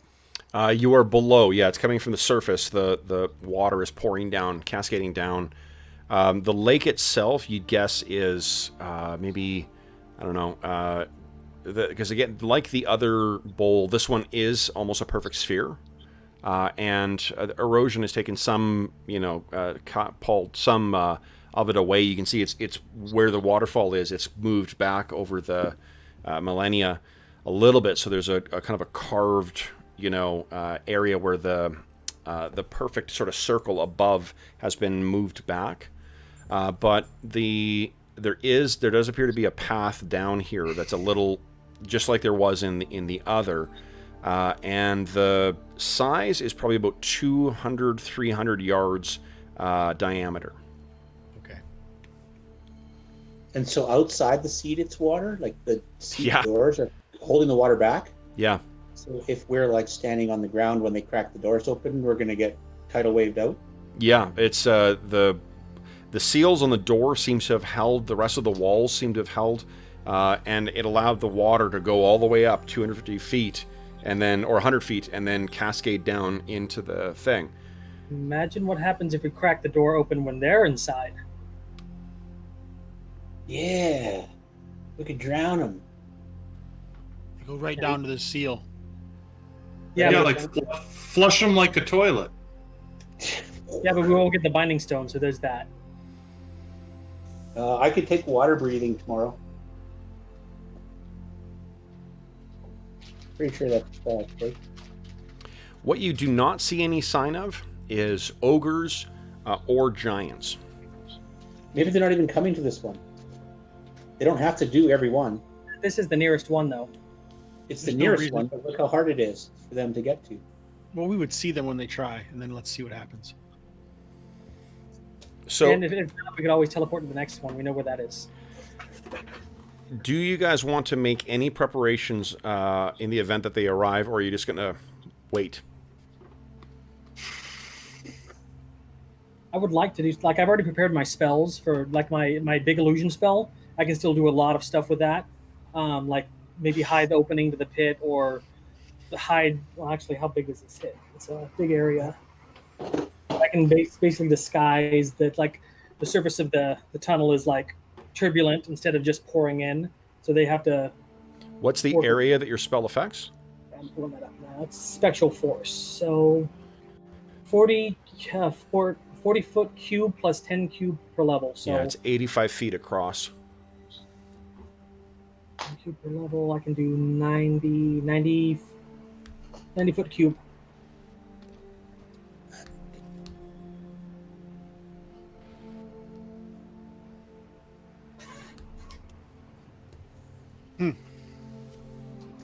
And duration is as long as I concentrate on it. And I can do it from 65 yards away. I can make sound, thermal illusions, and smells with it. So How would you even be able to open the door? The command word, don't we have that? Or No, that's the door to the tower, not the door to the gates. oh, right. Well, there's Yes, probably I got to mean, be a if lot it's- of pressure. It opens in, right? Yeah, but what's holding it that much, right? So what's going to make you stronger than thousands of pounds of force from a lake?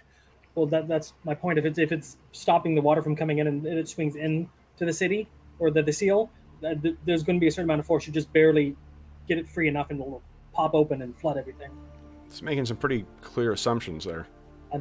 That's which how way did Dorman- the seal doors open at the last seat? We had to push it open, so The last one you had to push open. Okay, But so the concept of you having a way to be stronger than all the weight of the water is what I'm saying. I don't think we're talking. I the think same what language. so what John's thinking, I think, is a kind of a straw breaks the camel's back thing. But what I'm saying is that's making some pretty I don't think that at all. bold assumptions, yeah, about what is needed to blow that thing open. Yeah. I'm not saying that's necessarily right or wrong. It just you are making some assumptions that may prove May to not be hold- yeah. may Well, not I mean, hold water. And that's what Dorman does. Yeah, Come on, hold guys. so guys, let's do this. Let's you know, why don't we take our mid-session break? I was gonna say, why don't we talk about it more? But let's take our mid-session break. Think about it during the break, and then come back and let's see what you're doing today. If there's any preparations you guys want to do today, we'll do that, and then I will tell you whether or not you have any guests arriving. Okay. So Meta says, I bet that they are the only thing that swims worse than dwarves. Nice. Okay, so we will be back in 5 minutes, folks. We'll be back momentarily.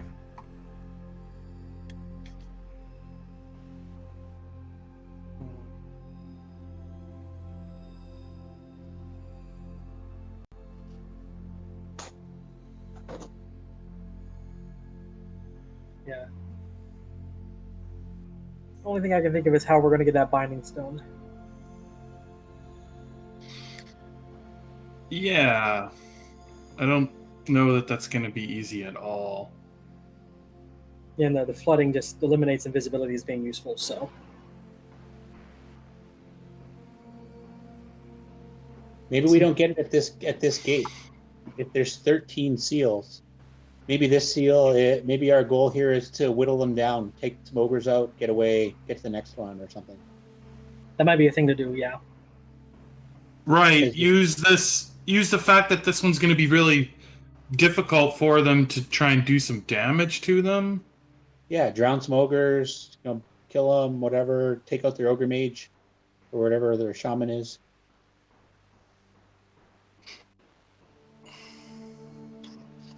Maybe, yeah. Maybe we lay the groundwork to try and bring Urtash over to the light side of the force. There's good in you, your Urtash. We can see it.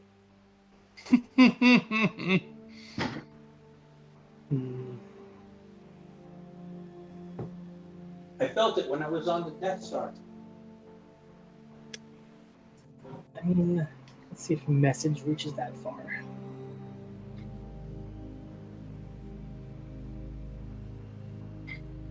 What if we just fill the pit with water now, so that they get here easy but can't go down? let's blast those doors open now while they're not here, and fill the frickin' seal with water so they can't go down there. Then they have to either wait and for it to drain, or Yeah, that might be a good idea. But how are we going to do that? Because as far as we know, it's spilling over like all the walls, so there's not a good place to stand. Except maybe floating nearby with levitate or something. I can only do a 3-foot cube plus 1 foot cube per level, so that's not useful. So you can do an 8-foot cube.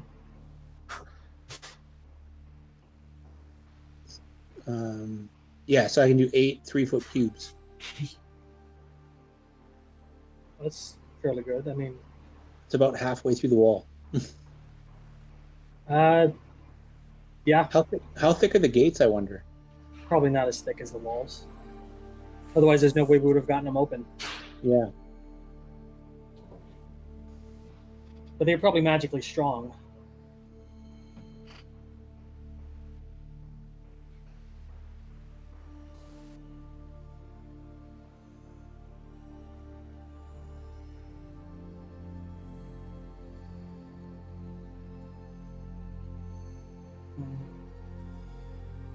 All I can think of is just try to overwhelm them with water.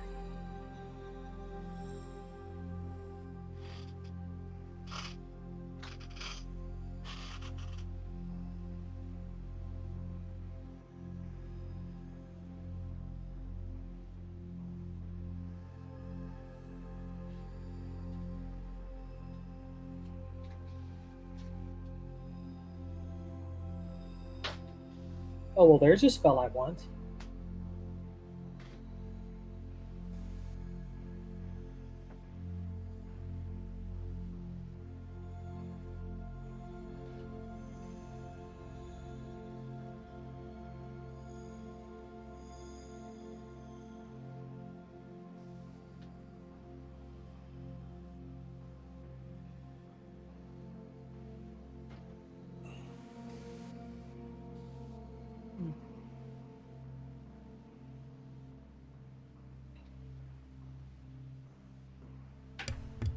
All right, let's check in with chat here. Howdy, everybody. Unimportant here, what's shaking? Joe, evening. Nakram, welcome back. Brian, what's going on? Fred, thank you, thank you. Good luck to our heroes. I agree. They will need it. What's here? Meta, what's going on? So the Hobbs says, Meta asks, what's up, guys? And Hobbs says, struggling with an overwhelming force and having to stop them. And Meta says, so, the usual? Pretty much. Forced by fire in Kevin's campaigns. Yeah. Nice, KC, unimportant. Drive careful. All right. Oh, we're just waiting for Calder to get back. Alrighty. So what are you guys thinking here? What incredible, crafty uses. We have 3 devastating spellcasters who can draw on a vast array of different powers. I am tricky. I'm not devastating. Boy, you know what's going to be real tricky is that binding stone gets dropped in this lake. Yeah, we were thinking about that. Wow. Do we know how heavy the binding stone is? Did we ever ask that question? You did. It's probably about 50 pounds. Let's not go to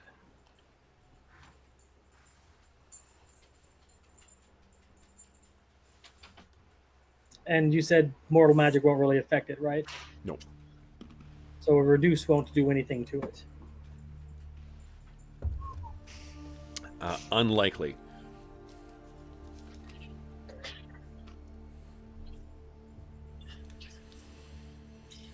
You can try. Did you guys hear about Chadwick Boseman? No, what happened? Died today of cancer. 43 years old. What? Yeah, I just opened up Instagram and then every post is Chadwick Boseman, Chadwick Boseman. I don't know who that Shit. is. Black Panther, isn't it? Yeah, Oh, Black shit. Panther. Okay, 43 yeah, I years know who old. that is. Jesus Christ. Like a main actor? Yeah. Oh man. Yeah, the actor who played Black Panther in Marvel, Wow. 43 years old, passed away at home Oh, that's terrible. fighting cancer. So he had colon cancer, said for 4 years. Black Panther came out what year? He must have been dealing with fucking cancer while he was filming those. Killing Thanos. Jesus, that's terrible. Came out Yeah. 2017 November. So yeah, he must have just found out during the year of filming. Oh my god. That's crazy. Well, Wow. incredible acting skills then. Jesus, oh man. He will be missed. So young too, my goodness. Yeah, Yikes. it's horrible. Wow.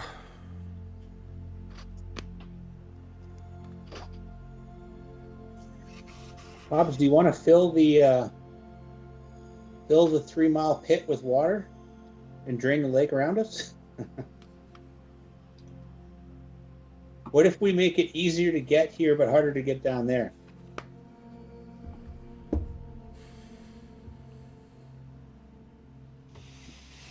Kev, do we know how thick the door is? We pushed it open, so it can't be that thick.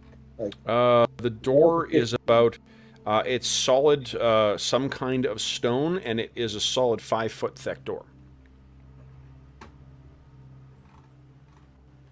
What are you thinking? stone shape affects 3-foot cube plus 1-foot cube per level of the caster. I cast at 6 levels, I believe.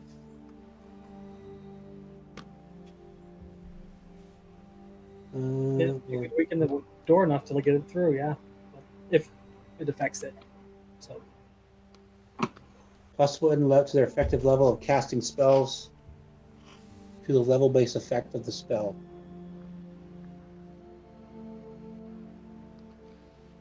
So I could put a 3-foot cube hole right through the door and have water come rushing through and try and fill the place they got to go down, so that, or maybe that's the straw that breaks the camel's back. That's I'll put a hole right in the middle of the 2 doors, have the water start rushing through, that'll burst everything open.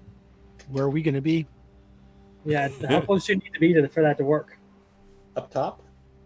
Well, what's the range of the spell? It's touch. Never mind. Hey, I'm just gonna walk up to the door and get this water flowing. Well, what I could do is cast Hold Portal on the door while you do that, and then we run like hell until the water breaks it open. No, that's Run to where? Back to the tower. Then you guys will need to speak with Dead to talk Druin from her plans. All right, let's just do what we came here to do. Well, it's not so. The consequence of doing that, looking just, I mean, how big this lake is. Assume that eventually it would even out, or level out in some way. You're probably going to end up with 100 feet of water in the courtyard here, a vortex in the middle that's just sucking water down at a crazy speed, and your door in and out of the Black Tower 80 feet below water. Yeah, that's not so good either. That's our way out of here. I mean, don't get me wrong. I'm looking forward to when we have an aquatic adventure. But if you want to expedite it for today, you may want to prep some different spells beforehand. Well, if things go poorly, I know what my release button is to. Hey guys, we can't win. They can't win either. Let's take him with us. Druin takes the door out. Yeah. What do you guys think? I mean, that's a pretty devastating thing, and that's that much water rushing in here too. I mean, I don't care how tough ogres are; it's very unlikely they're gonna, survive. And if they don't get battered around, against the various buildings and whatnot, there's a pretty steep first step down that hole.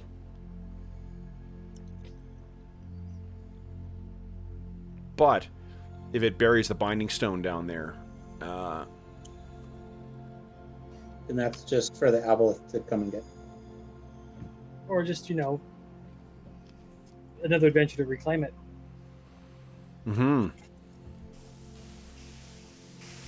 Yeah, maybe. How about we can't really go down there without getting flooded. We don't know what's down there. We keep forgetting about the other wizard, too. I know we can't, plan for him because we have no idea what his capabilities are, but do you mean Mokmorian, or do you mean that robed figure? the robed figure. Yeah, so the robed figure, that's news to you, too. That's not something you guys missed with Gallenmere when you're talking to him. Gallenmere seemed to think they had ogres with him, and that's it. Ogres, Smilodons, and that's it. This robed thing, that's something that they weren't aware of, or it's something new. Right. First of all, how are they going to get here? Maybe we can split them up already just because of the boat that they'd have to be in. I don't know how we would attack a single boat out in the middle of this lake, but... Fireball. Wow. Yeah. Now that the thing is at the bottom of the lake again. Well, not necessarily if we fireball them outside the range of the seal. Because if the water's just flowing into the seal, all the big currents are on top, meaning it might be able to get down deep enough. I don't know if we have the ability right now. Wait, what? Hold on. I don't think you guys are talking about the same thing. Well, he's saying that the binding sword would get to the bottom of the lake. Yeah. Yeah, I don't mean down inside where the seal is. I mean, I was going to fireball them out there. I'm not going to fireball them in here. I don't fireball them in here. So what are you thinking, guys? Should I have protection? Should I have protection from fire when this fireball happens, or you? You want to be on the boat? I was taking Dispel Magic. I wasn't going to take Fireball. Still in the effort that maybe we can convince Uthara Uratesh to join our forces.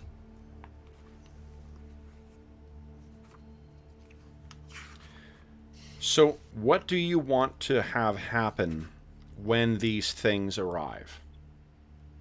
Where do you want to be? Let's talk about that.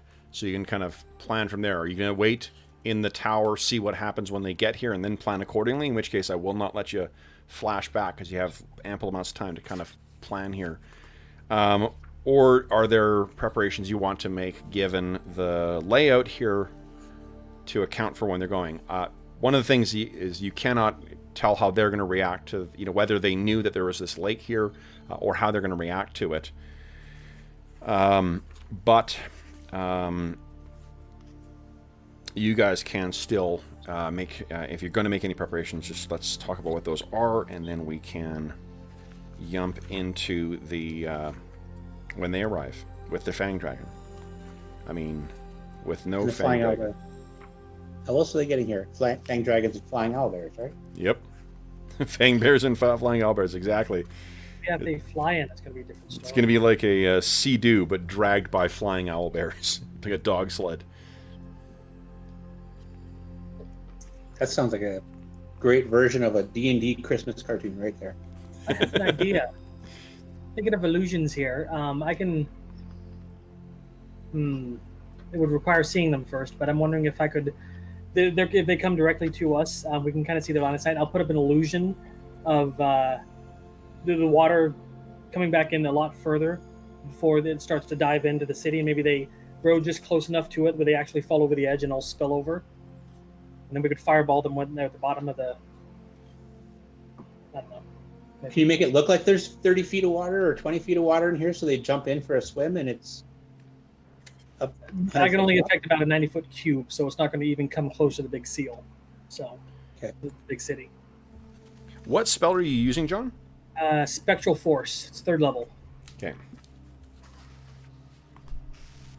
I think we should open up the door and see what it looks like outside. Wall of water. Oh, you mean inside the seal? Yeah. Inside the... You said about 2 feet of water, right? Yeah. Yeah. You said about 2 feet of water. And well, I want to see like, are the other doors open? How has the water affected the other places? Is there something we can gain from learning more about inside the seat that we haven't figured out? Okay. Yeah, we should go wander around. And most of this water is going to be running, so we probably should find a way of anchoring ourselves together. So if one person loses their feet, they're not lost forever. John? Yeah? Just want to clarify here. The area that it affects is 40 feet plus an additional 10-foot cube square per level. It's not 90 by 90. It's 40-foot cube plus, if you're 5th level, 5 more 10-foot cubes. Oh, okay, so I see what you're saying. Yeah. Okay, so a 40-foot cube that can put... Okay. With 5. So basically you could do like, effectively like 80 by 40, or you could string it out a little more. Okay. So 40 feet, 40 feet. Okay. Okay. About a 40-foot predator hiding behind the tower. That's going to be something they disbelieve immediately. No, I mean like a monster or something, like a T-Rex. Or... Rawr. Maybe send a kraken out there underneath the boat and scare them off. Okay. Let's So we're talking about a lot of ifs and let's talk about what you guys are actually doing right now.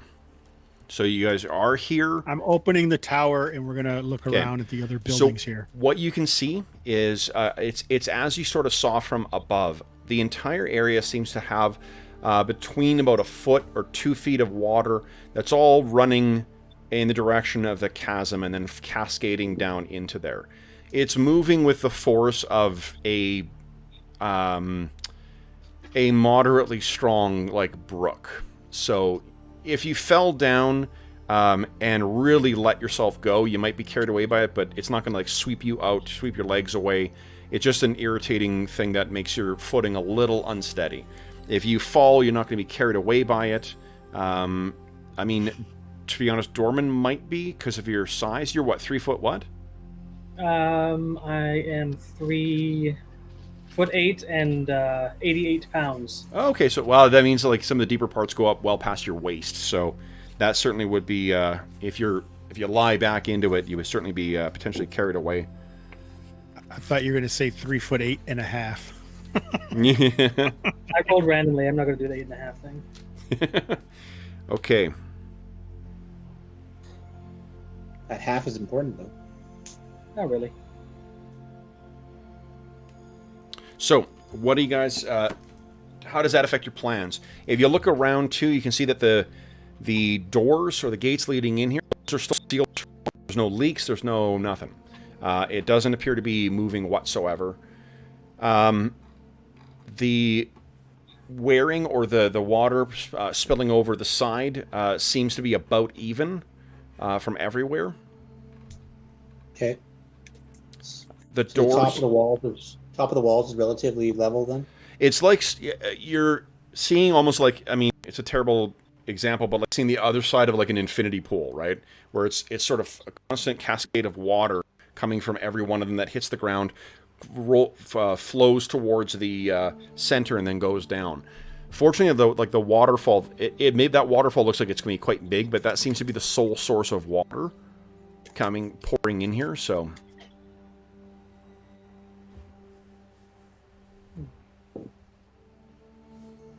How tall are the walls?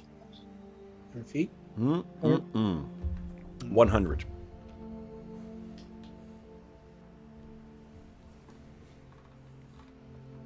I was going to ask if the water was potable, and Kev was drinking. I went, this might be a bad time.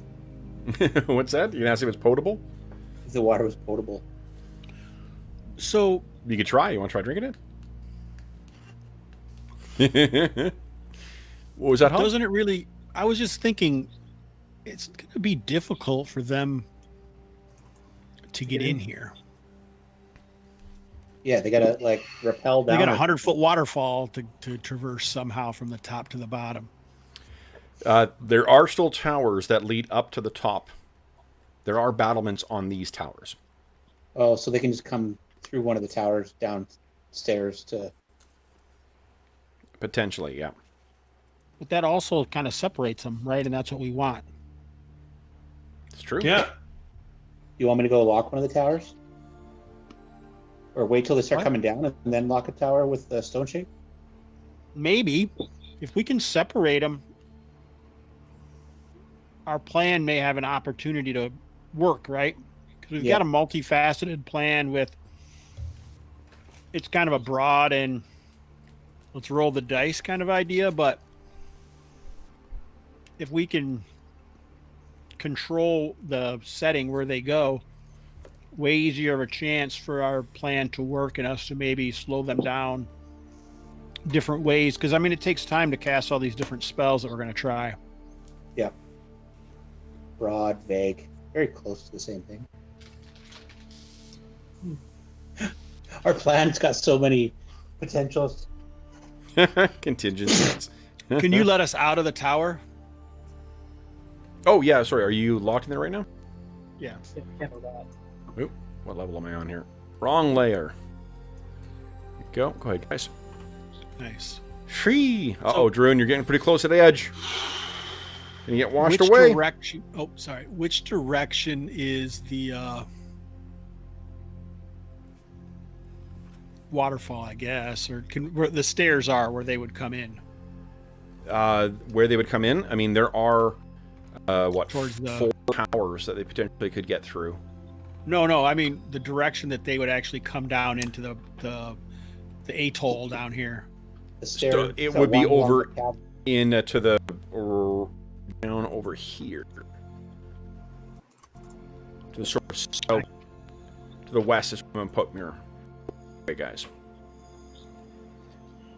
Okay, so if we look over the wall in that direction, we can see the stairwell or the path winding down. leading down to the Okay. edge of the lake. Yeah, If they were going to take a direct approach to the seal, they would come from that direction. correct. So there's probably 2 towers on this side, if the drawing is accurate. Yeah.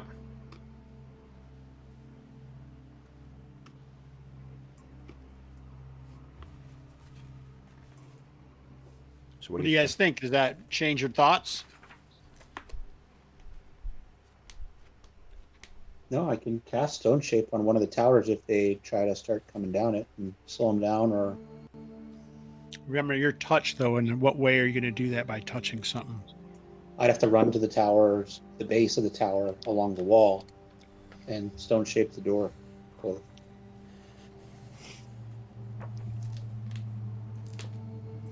And what does that do for us? Makes them come down another tower. I don't know. Doesn't really do a lot. Would seal the entrance. I might want to save that as, if they try to get us and we retreat into this tower, I could Stone Shape the door shut. We can open and close that tower with just a command word. We don't need to stone shape that. It's what? The black tower, we have a command word to open and shut it. We'd be safe in there. We don't need to stone shape it. Okay. Any other preparations Is there you a guys want? Is there a way I can get on top of this tower? Yeah, absolutely. Sorry, which tower? The black one? Yeah. You were there. You were on the top. That's where the viewing kind of area. No. is. The one by Elanion right here. Here. Oh yes, yeah. That one is about 200 feet tall, and it is squat, flat lookout. The trouble is, it's proportioned for giants as well too. So the crenellations, the lowest point of them is probably about 10 feet up. Maybe That means the tower level is 100 feet higher than the wall level, so there's no real way for them to get into that tower. from a there's. boat. Oh yeah, they can definitely. There's doors on. You can where the doors are in the illustration here. What illustration are we looking at? Boom, in the inside. Yeah. There you go, and right there. Those are 100 feet you can get in, and then they go up again.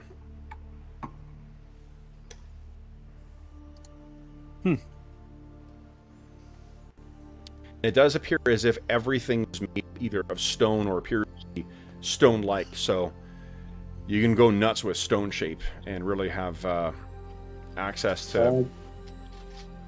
I only get it once per day, so I gotta... Okay. And it only does 8 cubic feet.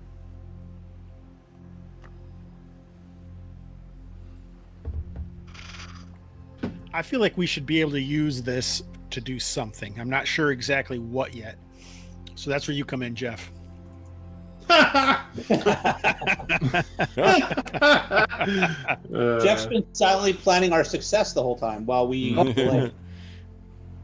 I mean, I don't have any magics. I don't have any special tricks. I could climb up somewhere high and rain arrows on them, but they'll just start throwing rocks at me. Let's Well, they keep can't it throw simple. rocks. Guys, all of the plans that you guys are talking about right now all seem to involve fighting them.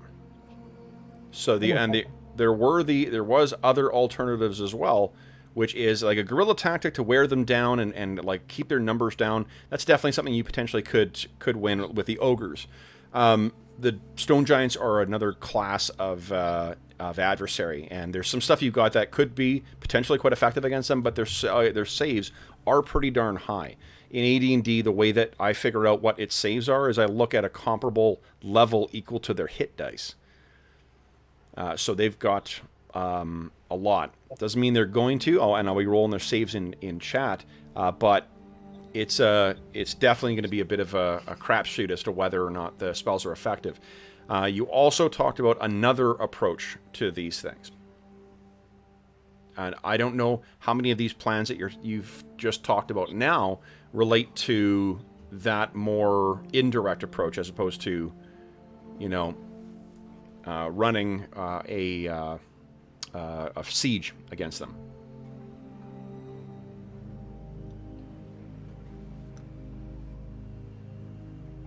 What do you guys think?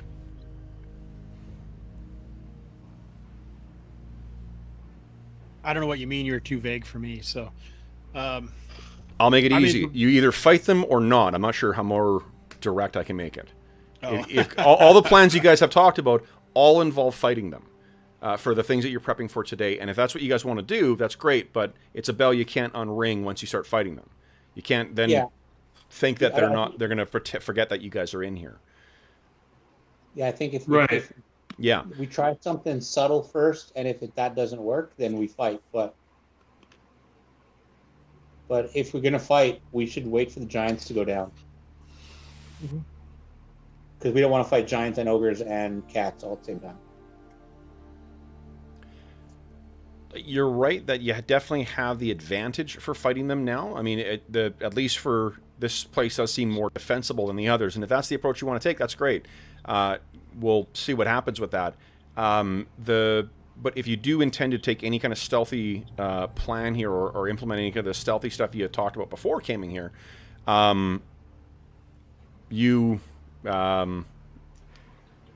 no, it's not that. I'm not, again, you guys, whatever your approach is we're going to see how things go, and definitely there is, it looks like there's a lot of things that you guys are smartly taking advantage here. But once you make them aware that you are in here, you aren't going to be able to undo that. They will know, and they will, they'll respond accordingly.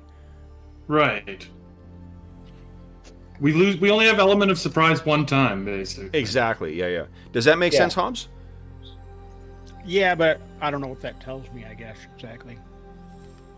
Do you guys want to help here? I don't know.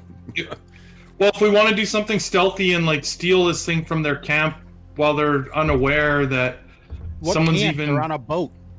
No, but I mean any of those other strategies, we can only implement them before we attack them. Once we've attacked them, their strategies are going to change, I think is kind of what Kev's hinting at. Well, I expected that, but I mean, I don't know. I wasn't really talking about fighting them. I was still trying to figure out a way to actually steal it from them.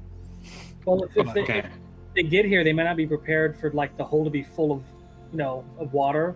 And I think even stone giants would have to figure out a way to get down there and still be able to breathe and not get knocked around. So they might have to set up camp and prep spells for the next day, and that may be the perfect time to get in there and steal it. Where are they going to set up camp? Well, I mean, one of these buildings, they might be able to get in there and, stay out of the flowing water and push some of the water out. Where is the water coming from? The waterfall. Around the walls. When you say the building, you mean these towers, or you mean the building inside here? Yeah, like these buildings. They might be able to get a camp. The barracks or the shrine or the stable. Right. But I mean, it's not really full of water, is it? We haven't been in there to check. No, you guys have. Everywhere in here, at the deepest, it's 2 feet.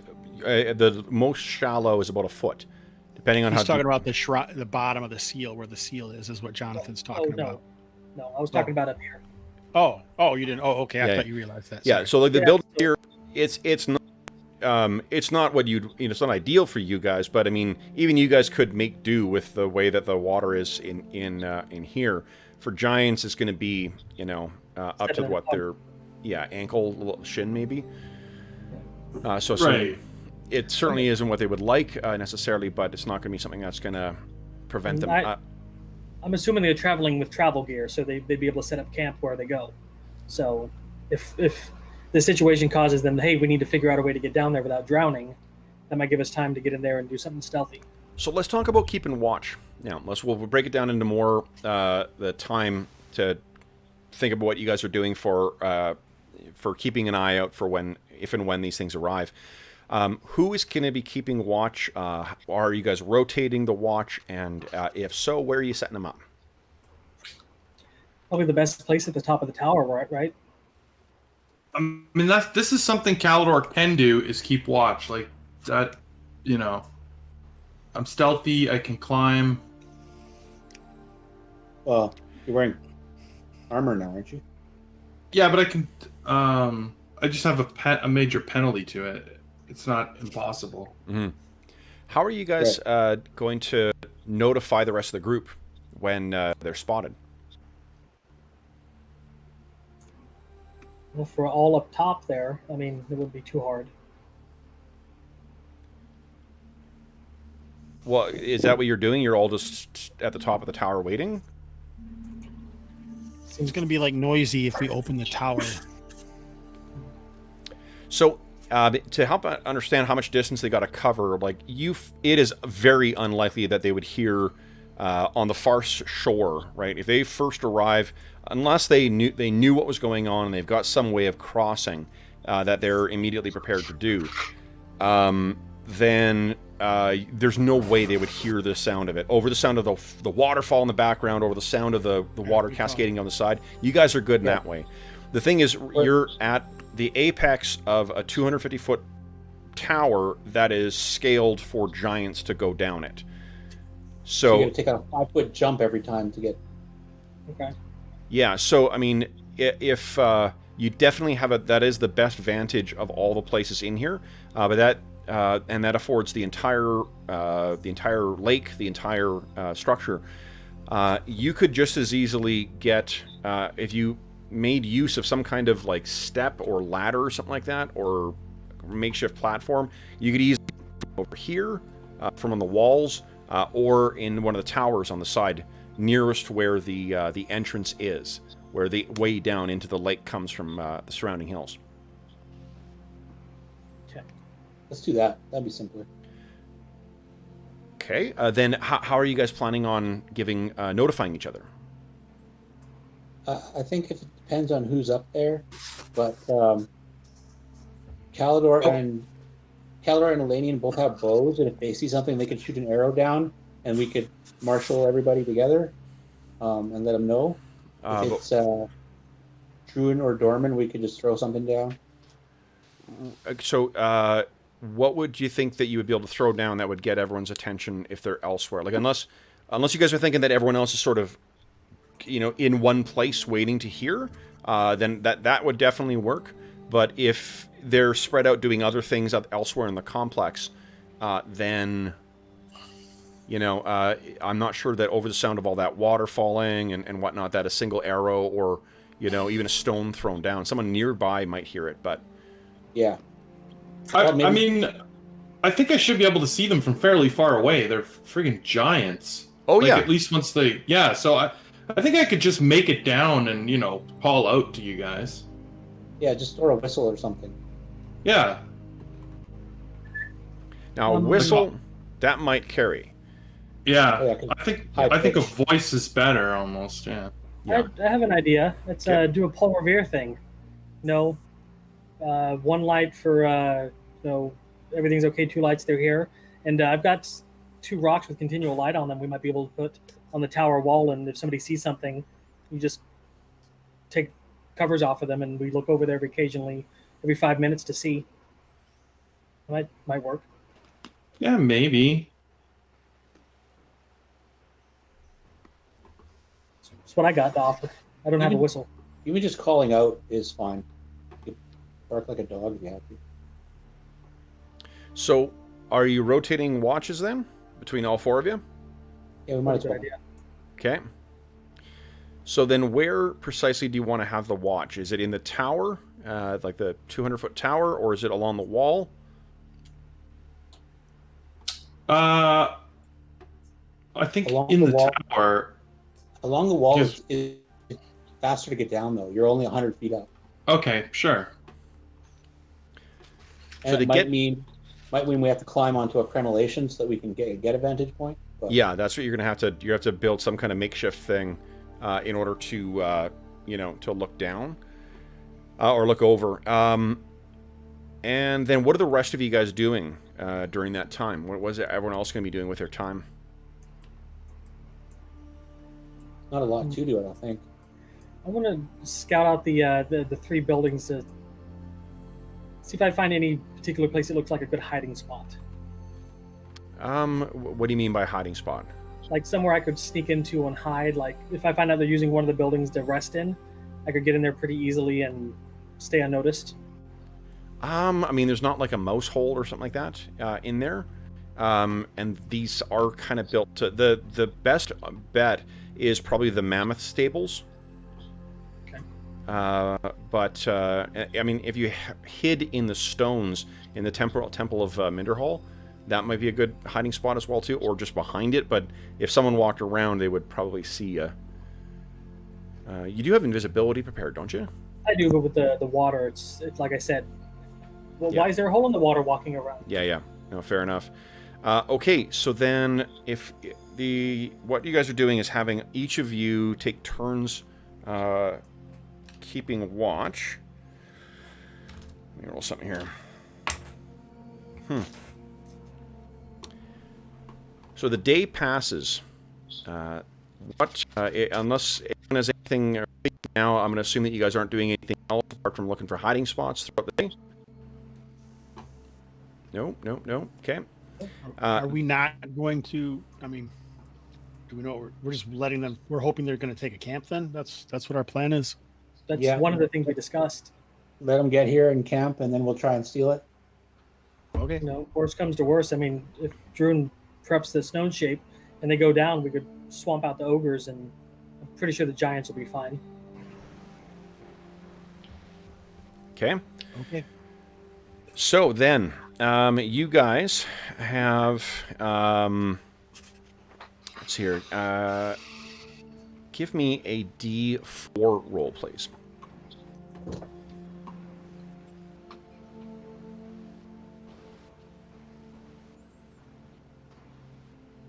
Gonna do it.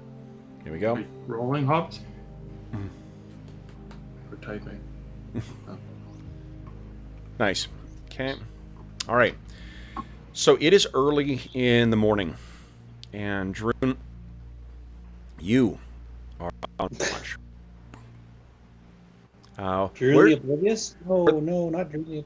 The rest of you guys just making camp inside. You can safely open the door to the Black Tower without having it flood. Are you camping?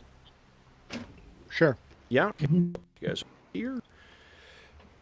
So, Druin, it is about 5:30 in the morning when you are still looking out and looking over. It's been a long couple of hours for you keeping watch, and it's getting close. It's to the point where you would prepare your spells again. And you can see on the far side there is a procession of 2 massive stone giants and a horde of ogres and smilodons coming from behind. And the stone giants look a little different from the folks that you have seen before. One carries a massive hammer and looks like this. Mm-hmm. And much shorter than that one by about like almost a full head. But walking along beside is the devil, Makamorian. Well, he looks like a prick. So they all walk down to the edge, and you can see them. They stop where they are, and they seem to be talking amongst themselves. What do you do, Druin? You can smell the food that Dorman is preparing. His cooking is so aromatic that you can definitely smell the eggs or whatever it is he's preparing for breakfast, telling you that your allies are likely awake. The humidity is ruining it, but it's still edible. Yeah. Druin throws a rock towards Dorman, just for fun.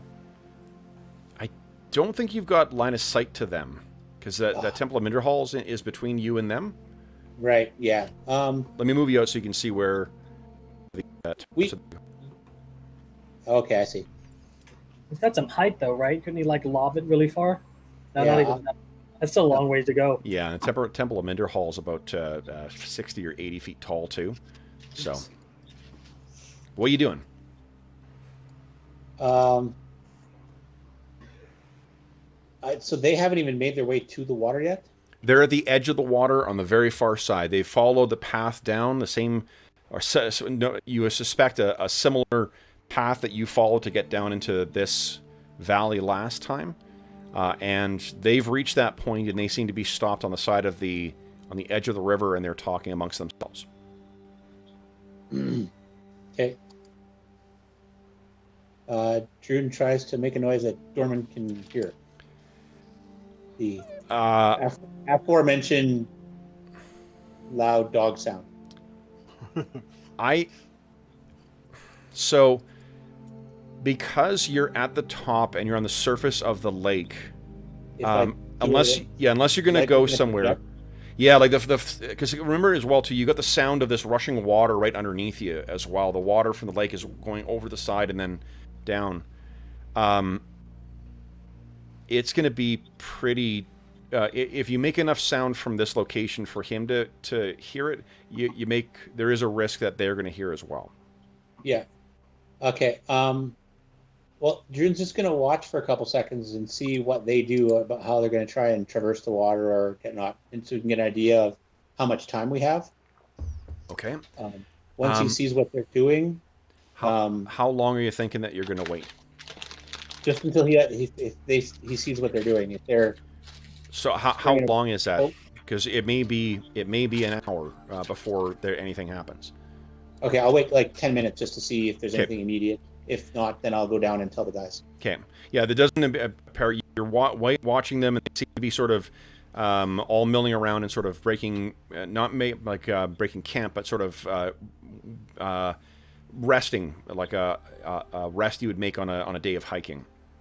So you make your way down, and you find your 3 companions awake. And what do you tell them? 2 giants, ogres, and whole smilodons. They're all coming from the east. The east. Are they in a boat? They didn't have any boats. They were sitting around. Maybe they hadn't thought about the water. I don't know. You go back up and check. Okay. But I think it's almost Calibor's turn. For watch? I I don't want to climb all those stairs again. Damn it, that was tiring. I mean, I don't mind going to look. Okay. So are we going to try and all go up there? Or? Sure. Yeah, I think we should all go up there. Okay. And So if you want to rest your legs and prep your spells, you can. all head up, and you're watching here for at least another like 45 minutes, and something's going on in there, but you can't quite make out what it is they're actually doing. And then after about an hour after they first arrive, you can see that MacLeod seems to be forming up. He's doing something. He's crouching down, and he's doing something. And the other, who you're assuming is Uratosh, is organizing the ogres. The ogres are kind of getting themselves. They've got themselves up, and they're carrying their stuff as if they're ready to walk again. You can see that MacLeod lifts up something in his hand, and if this is the binding stone, it's a bit larger than what you were told it was. And then he slams to the ground, and you can see slowly forming of the shale. There's a rampart that begins forming in front of them. At the rate they're going, it's going to be about an hour until it reaches, but it seems to be continuing to form in a straight direction towards the wall. The rampart is about 40 feet wide, but then it's not much over the water surface.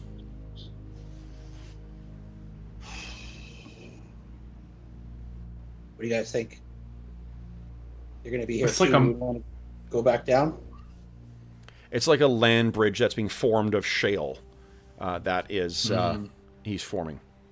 We're not going to get a chance to steal from them while they're walking as a group. Okay, so what do you want to do? Go into the Black Tower, I think.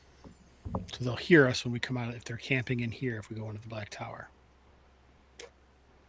Well,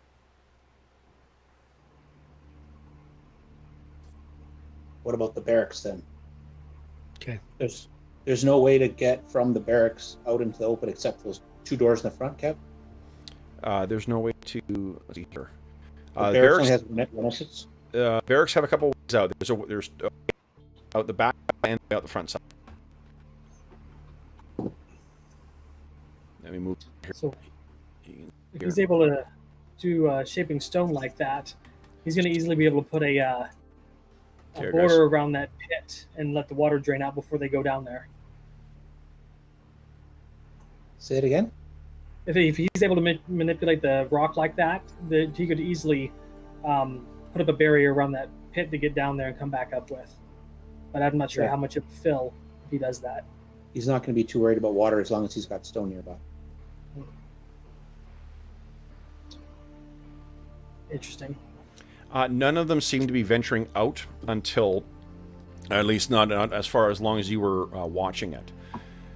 So they may be waiting until the whole thing is complete before they start heading their way out.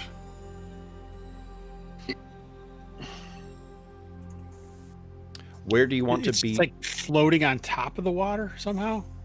Not sure. It doesn't seem to be very much over. Like it's barely cresting the... if a strong, wave came across, it would definitely like cut straight across the surface. It's taking advantage of the... what do you call it? It's taking advantage of the stillness or relative stillness of this lake. I was thinking about how we could sabotage it. Like they're, if they're all walking across and it needs to be anchored on both sides. I mean, we might be able to sabotage it and have it break off. But I'm not sure if I could do that or. But if they're just stone pillars that he's raising up and they're hopping from stone to stone, that's... I think we would be able to tell if that's what was happening. Yeah, it does appear that it's a solid, like whatever that you're seeing coming above the surface, it seems like a solid rampart. If you were to guess, how to build something like that, that's what you would do. Pile up a bunch of shale and whatnot and somehow secure it with magic or with some other form, and you'd have an earthen rampart leading all the way out. Gotcha.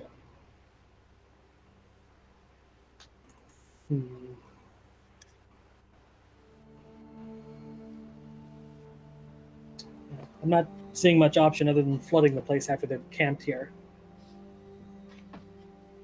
But we already talked about that. Yeah. That also probably floods our way out. I know.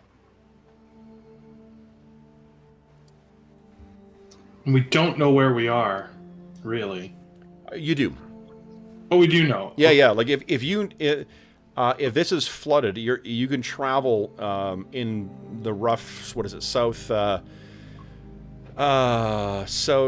southwest direction, and that'll lead you back to the first seat of the seal. Okay.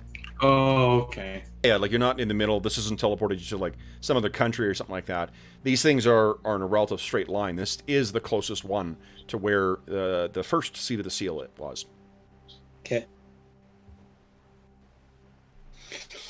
So, Druin will keep the stone shape to bring water down on everybody, but that's the last option. Okay. So where do you guys want to be then? Is anyone keeping watch?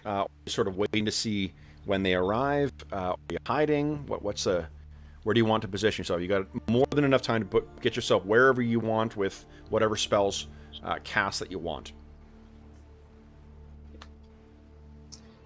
Well, I'm going to give Calidor strength just in case things go bad.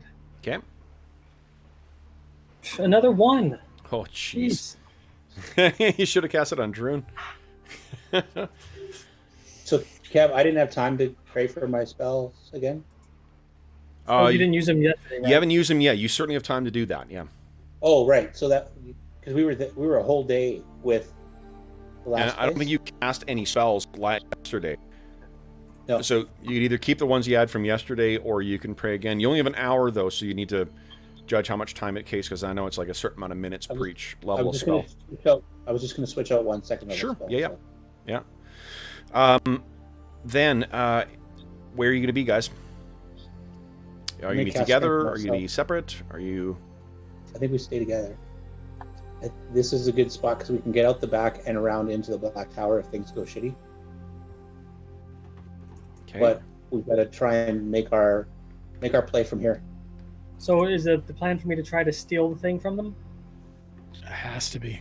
If they camp or settle in or something like that, then that's our chance to steal it. Okay, then I'm going to cast invisibility on myself and stick close by.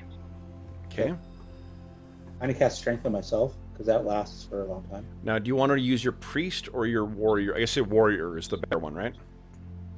Because you get to add. Because it will take whatever role you. Oh, you don't have a. What do you call it? Strength of one only helps if there's other people and they all have to be my alignment, which doesn't happen here. Okay. No, I was asking. I forgot. You don't have the. What do you call it? The macro that John's got set up. I could click it for him. Or he did. No, he got a 2. 2. Okay.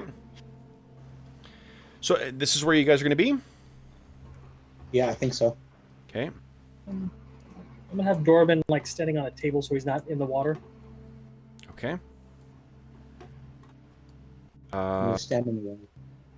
Yeah. No one's keeping watch outside, or say the invisible Well, or I'm invisible. I might as well go do that. I can go up there and watch.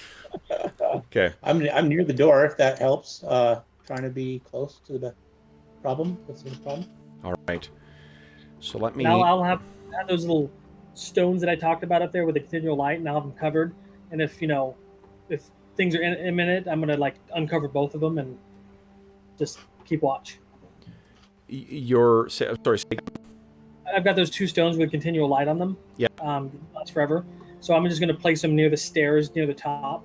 And if they're coming, I'm gonna run down and uncover them. Or I'll just cover them up.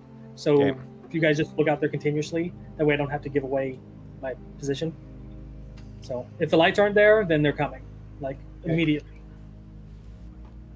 And I'm sorry, the lights are like they're on the ground somewhere because Like the steps we have to go to get up there, I'm gonna have them like not visible from out in the lake. I'm just okay, having I see. steps that they're gonna be glowing, and then the moment they're not glowing anymore, that means they're coming. Okay, I see. Okay. All right. So then, let me get all these set up here. So I have another invisibility spell if anybody gets in trouble. And I've I got need the slow spell, and I've got 2 enlarges, a reduce, and a feather fall, and a color spray. Okay. Elanion, you've got your dispel magic though, in case it'll work on Urtash. Yep. Okay. Okay. Calidor, now try and keep the bullets off your back. All right. I have a bad feeling about these guys. Well, yeah, me too. I don't think this is a good place for us to be. Smilodons, right? They're just gonna. Why wouldn't they just walk in here? What are we gonna do when they do? Well, we have time to move, Elanion. Where do you suggest we move to? I would think we would be better in one of the towers because, like, why would they check all the towers in the whole place, and then we would be able to stalk down from the towers to sneak up on them if we wanted to. Do you want to just go up one of the other towers and then fireball down on the ogres or something? I won't. I can only have dispel magic or fireball. Oh, right. And your other third level spell has to be a stone spell, right? Yep. Is that stone sleep or is that lower No, level? that's a second level. Oh, second level. So Nice. it's Okay. second. Sweet. Okay. I've got silence 15 foot radius for one of the wizards. Okay. Good. What's Yeah. the range that- on that? The range Mhm. is 120 yards. that's pretty awesome. It's pretty much the entire length of this place, isn't it? No. It's about that Yeah, far but- away. Yeah, I get a good distance. Okay. So here's what you see is from where you are, Dorman. You're looking up at that tower, and the time passes very, very slowly. Let's see here. Frustratingly so. And Talking hours or minutes or well, it's an hour at least for it to be completed, and then there's time for them to make their way over. okay. But then what you see is the massive form of Urtash kind of walking up and cresting the area here. Now, they make their way down. Hobbs, I heard you talking about having access to a tower. There is, if you look right out this door here, there is easy access to a tower right out here. And then there's another tower over here. So if what you want to do is book out and get into one or both of those towers, you could certainly leave the doors open to make it easy for you guys to get in there. Okay. Okay?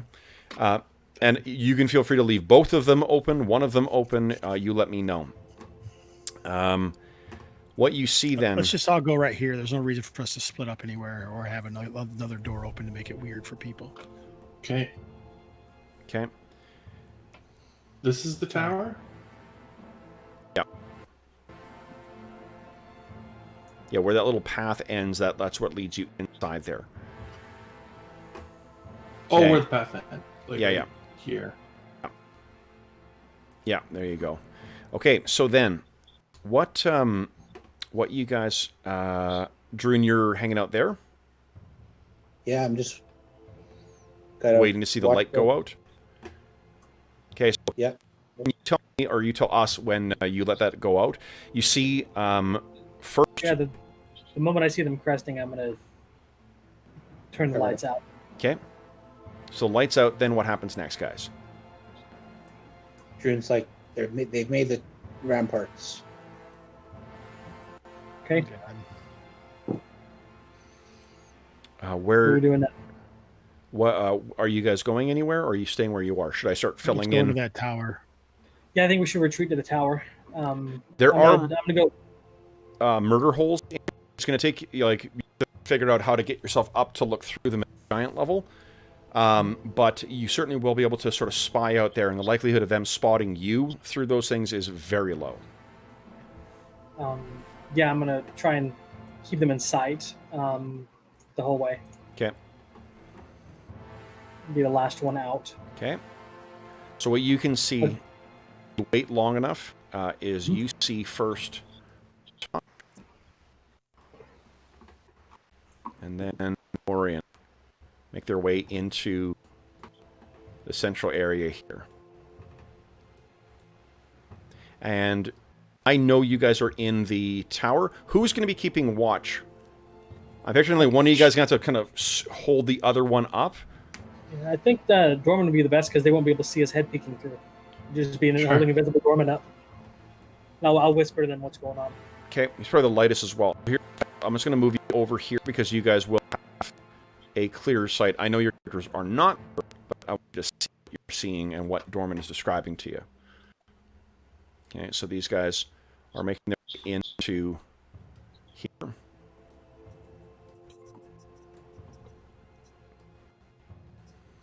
Mokmurian and Urukon seem particularly interested in the edge, so they make their way over and are talking to each other, looking what's down there. The ogres and their smiled pets begin kind of filtering throughout the complex. Let me move the whole kit caboodle in here. Remember, guys, I still got my fancy illusion spell. Okay.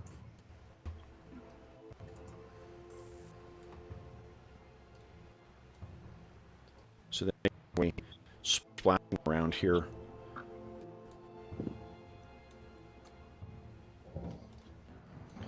And then what walks up to them is I've just used this thing, but it seems to be some humanoid figure. The little thing right here that is wrapped in dark-colored robes. Not only is their body wrapped up in those robes, they also have their faces completely wrapped up as well too.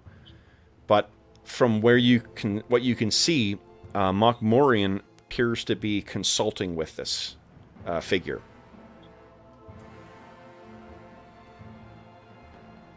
What's Urtash doing? Urtash looking down and sort of listening in and interjecting every now and then with something. But the main conversation seems to be between Mokmurian and this robed figure.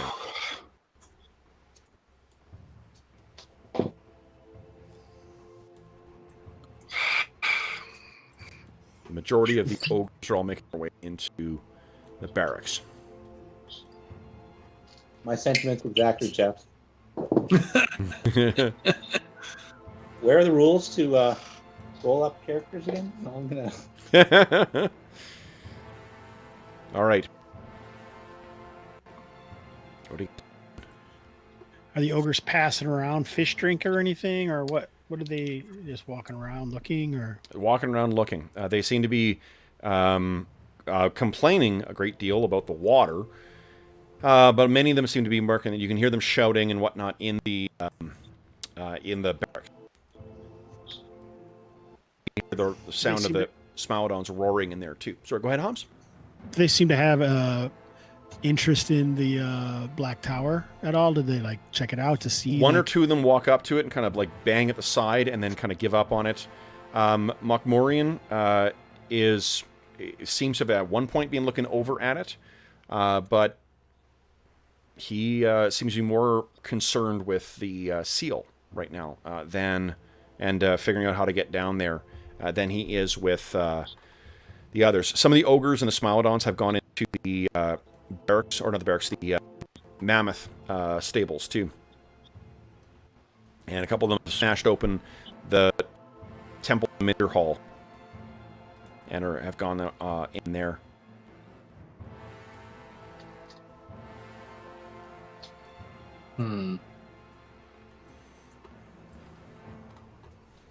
They do not. You guys have been, in particular, keeping a close eye on down below. They don't seem to be interested in searching anywhere else. They know what they're here for. Well, maybe they'll.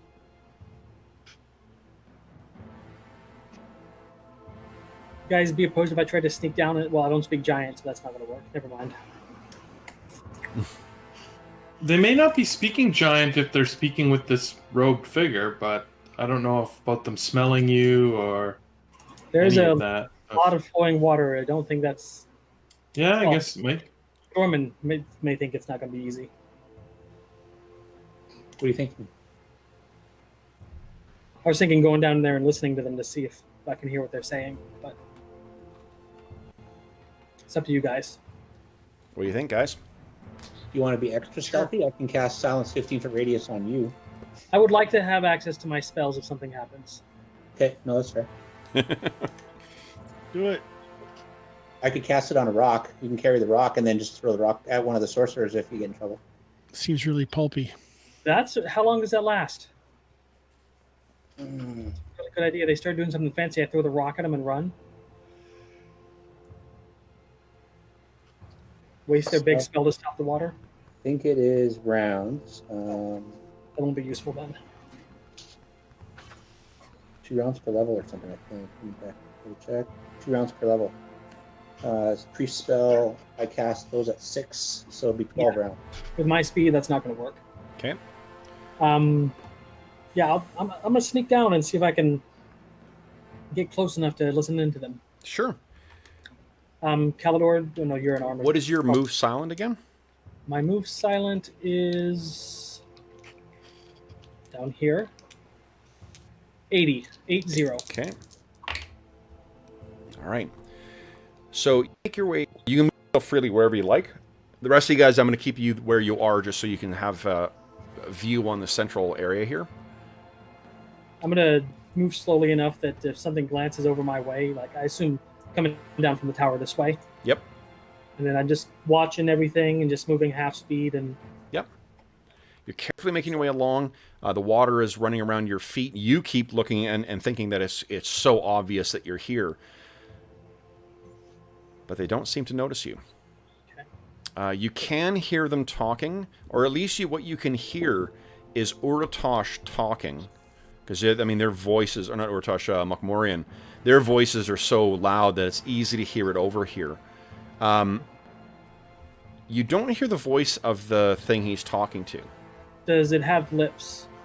Nope, completely. Okay. 'Cause Robes cover its face. I've got reed lips, but that's not going to work then. Yeah. I've got reed bandages. Okay. Nice. It says Band-Aid brand. What? What are you? What are you They- doing they next year? Speaking in giant? Are they speaking in giant? It's a language you can't understand. Hmm. What are you gonna do? Are you gonna get closer? If I can't understand them from here, I'm just not going to... Well, you can't understand what Mokmorian is saying. If the other figure is talking, you just can't hear it from here. You're gonna have to get closer. Do it. Do it. Yeah, I'll get closer. Okay, go ahead. See and if move you can your- ascertain if Uratosh is a good guy or a bad guy, or if he's under something. Yeah, I'm gonna move at quarter speed just to make sure I stay really stealthy. Okay. That's 10 Excellent. feet. Sure. So, okay. Keeping an eye on anybody nearby. The ogres Try are not- yelling at each other. Uh, Closer. One of the ogres turns.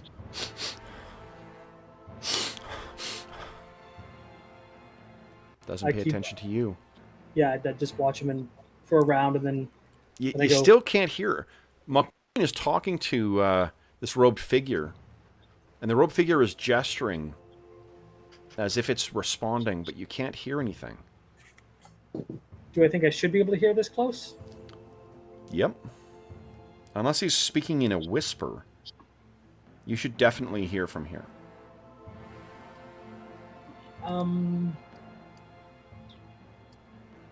Trying to see. No. I'm going to inch just a little bit closer. Maybe 10 more feet. plus 10 bravery points for Norman.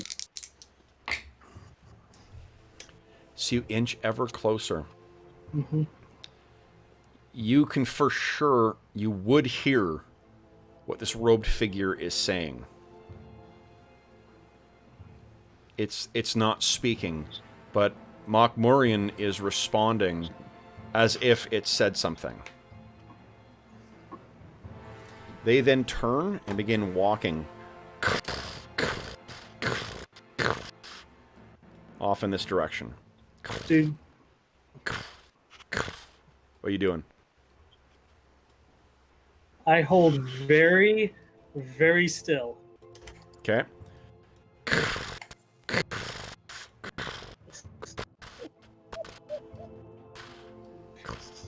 Walk past you and start heading in towards the... The urge to flee was strong with me. Oh, you should have bull rushed the little one. Just kidding. So they make their way Pick over his here pocket. and into... Whoa. they get to the sides of where the steps begin and Binding begin stone? carefully Is he carrying making it? their way down here. I had a question, Kevin. Yep. Was he carrying the binding stone within possible reach of me? It's 10 feet up. Even within large on you, 10 feet up, I'm sorry, is where its waist is. I was just asking. Yeah, you can't see where it is right now, but there is a large pouch on his on his waist that does look like it would fit the size of that thing in there. Uratosh has a similar pouch as well, too, and from what your dwarven allies have told you, that's often where they carry boulders. They're beginning to make their way down, and Uratosh picks up this robed figure and begins walking down the stairs with Morin. Okay, so it's 3 miles down. That's going to be gone a long time. Dorman starts inching his way back. Okay. Slowly. 1 round. 2 rounds. You will be able to get back to them without incident. Okay. So then he just... Guys, they've gone down.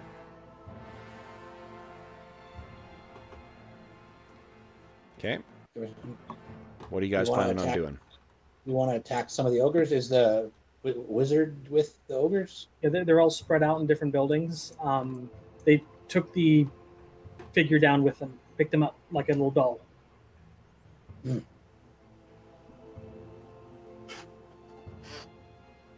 What do you think, Elanion and Calidor? You weaken them?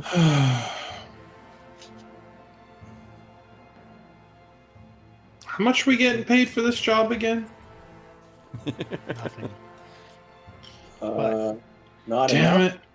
The fate of the Heron sure is rests in our hands. But I don't really see what killing the ogres does, really. Experience. You get experience from defeating adversaries.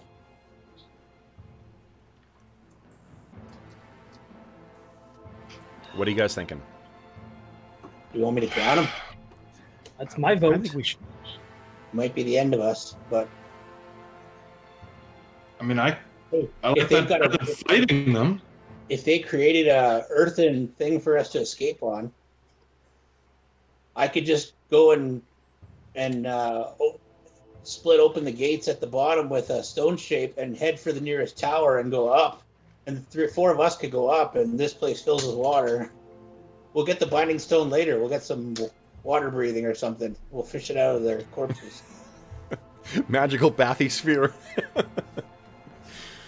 Sure, why not? I mean, other than that, I would think we'd have to go down there and see if we can seize an opportunity while they're breaking the seal to steal the stone. But Yeah, but I think they're using the stone while they're breaking the seal. Like they're yeah. my worry is they might be able to walk down there without any effort, but us and this the water's just flowing in there, so it's going to be pouring down those stairs, and they're 5 feet steps. I don't think it's going to do well for us to get down there.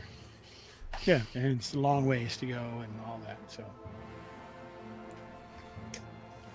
I mean, I could create a huge distraction once they're down far enough that'll get their attention for Druin to get over there and pop the gate. Let's talk about what you guys are doing. Okay, we're going to go up this tower. Druin's going to go up this tower, around the ramparts, and then down the southwest tower, so he can stone shape an opening at the bottom of the gates. We're going to flood this place. If you guys are so inclined, the ramparts run the full length. Let me do this here, because this will be easier for you guys. You're going to see where the ogres are here, but let me just turn dynamic light off so you can see the whole map. So you can see where the ramparts are. You can see where everything is. That'll just be, So here we go. You might need to hit refresh. Work for me. Work for you? No, I can see it. I can see it. So you guys can see here, like, to run the entire length of the thing.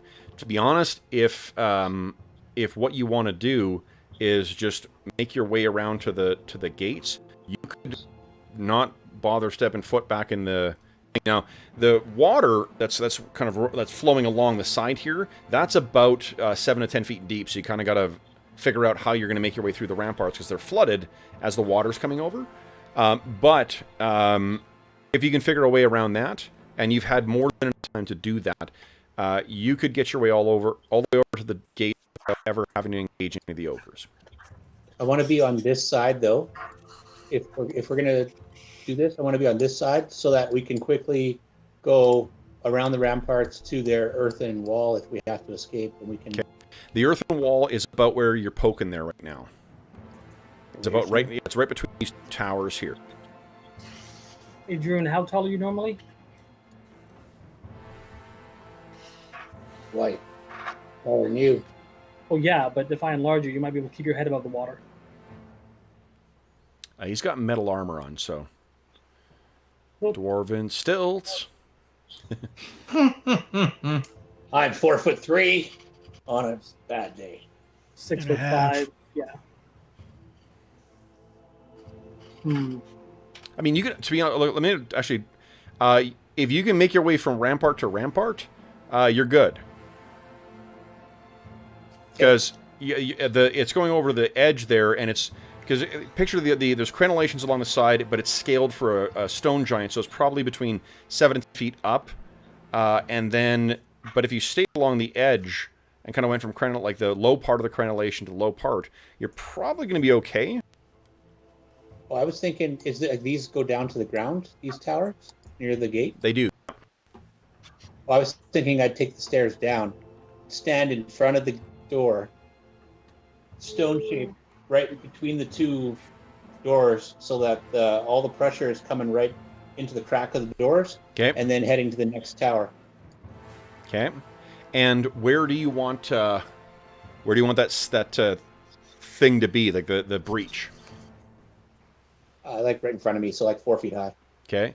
How much of an opening do you create with stone shape? How much can you affect? It was 8 3-foot cubes of stone at his level. Okay, so that means you need to do it's 5 feet thick, which means it needs to be at least 5 of those are used up. So you could do, I guess, make it a little higher, maybe. Yeah. Okay. Where is everyone else while this is going to happen? I would like to tie a rope to Druin in case you have to fish him out later. I would like to enlarge an invisibility Druin while he's doing this. Okay. And then I want to create a distraction with my phantasmal force near that tower base of like another Jasker pulling himself out and just shouting at the ogres. Okay. What if this doesn't work? What if it just creates a hole and water just pours through the hole? Well, then we're got egg on our face. Then we're gonna have to. You know what I'll let you do? Well, it's got to be 5 feet. That's right. So it's the things are thickness. Yeah, those are 5 foot thick. Okay. Where is everyone else while this is going? Let's move over to where this is going to happen. Oh, wait. Kev. Yeah. Doors have like hinges, right? Yep. could I not just, do the stone shape on a hinge and watch the whole door flip? If the hinge gives way, yeah. I mean, there's you could try. That's I like probably it.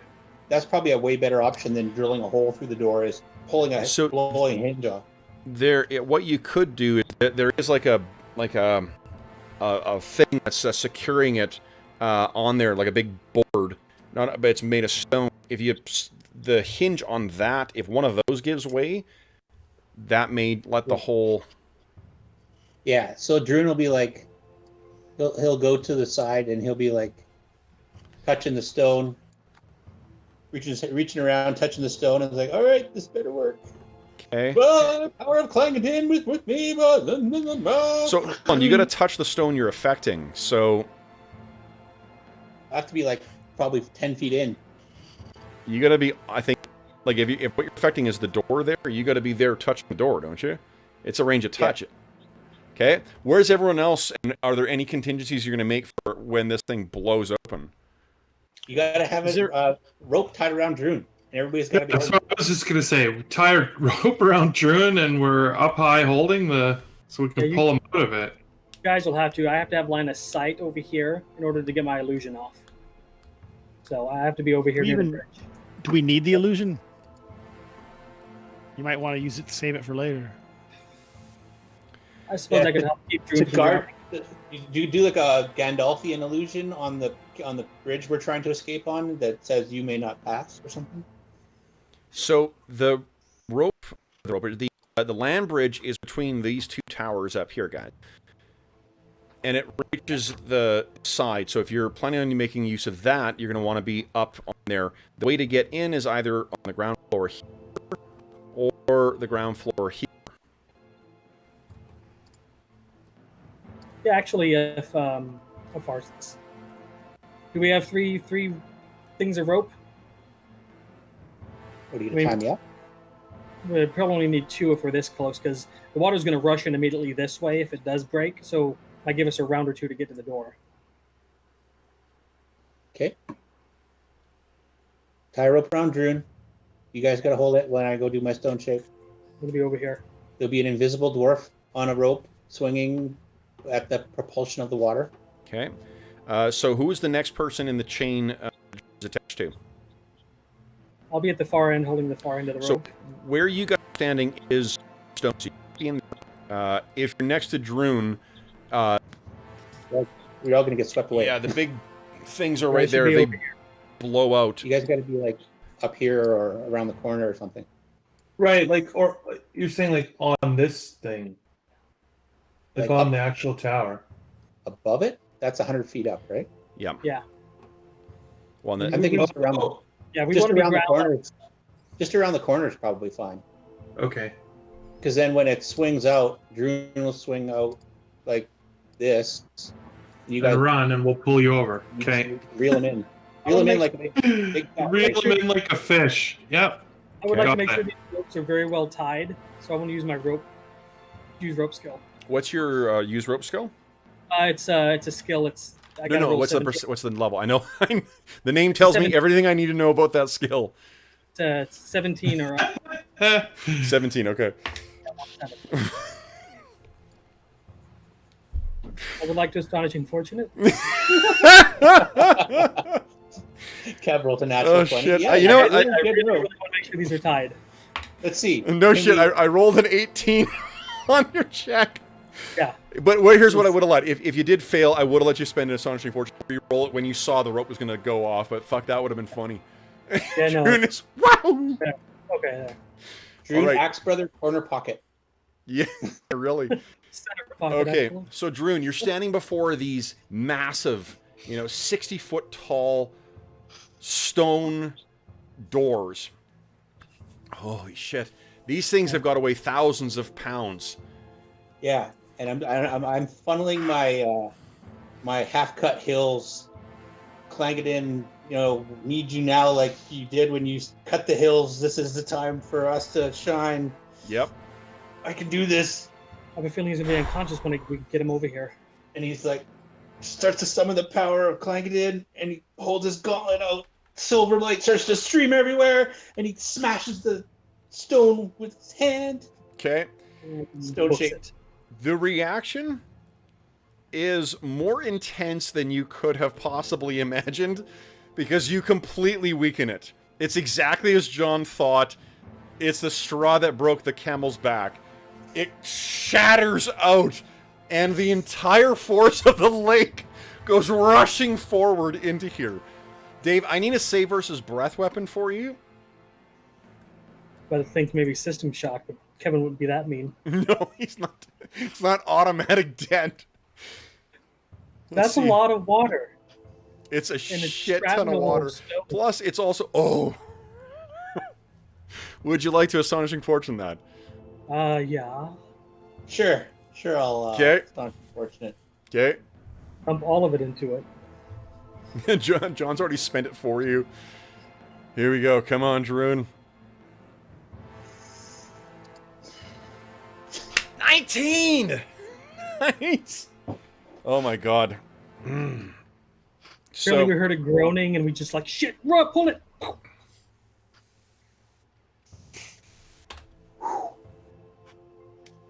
shit. So, fortunately, you only take 26 points of damage as this Ow. door explodes open, throws you around to the side, and carries you forward with, like, imagine a fire hose that was 60 feet tall and, 25 feet wide.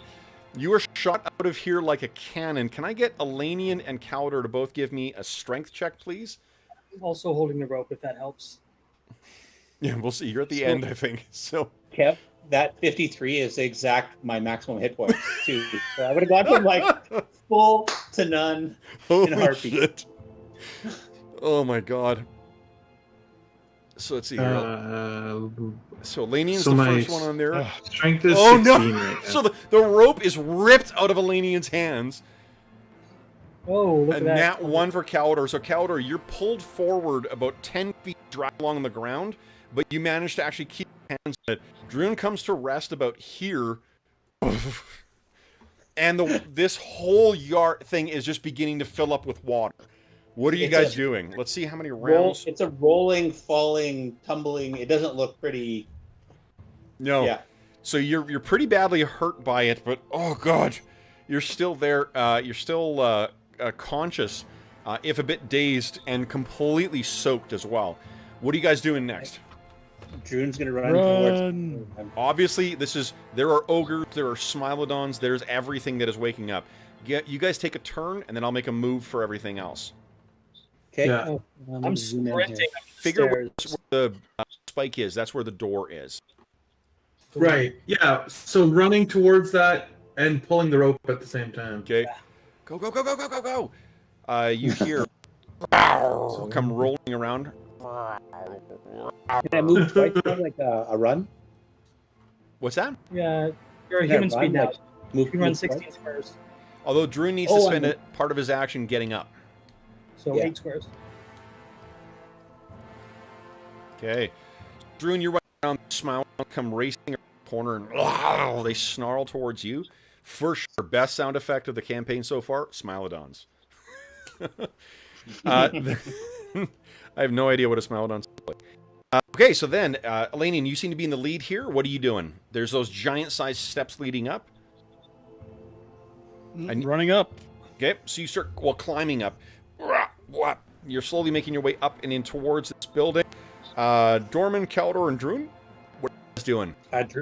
Druin moved. That was his. Yeah, I moved as well. Okay, you can move this a second turn. I moved my Smilodons turn. out. They're on the hunt. Oh, okay. I see. Yeah. So then I'll just move, knowing the speed of our guys. Yep. Yeah, to there. Norman's going to run and make use of his jumping skill if that helps at all. Try to get up there quicker. So yeah, you're dive rolling and kind of rolling up onto these things. The ground is very, very quickly filling up with water.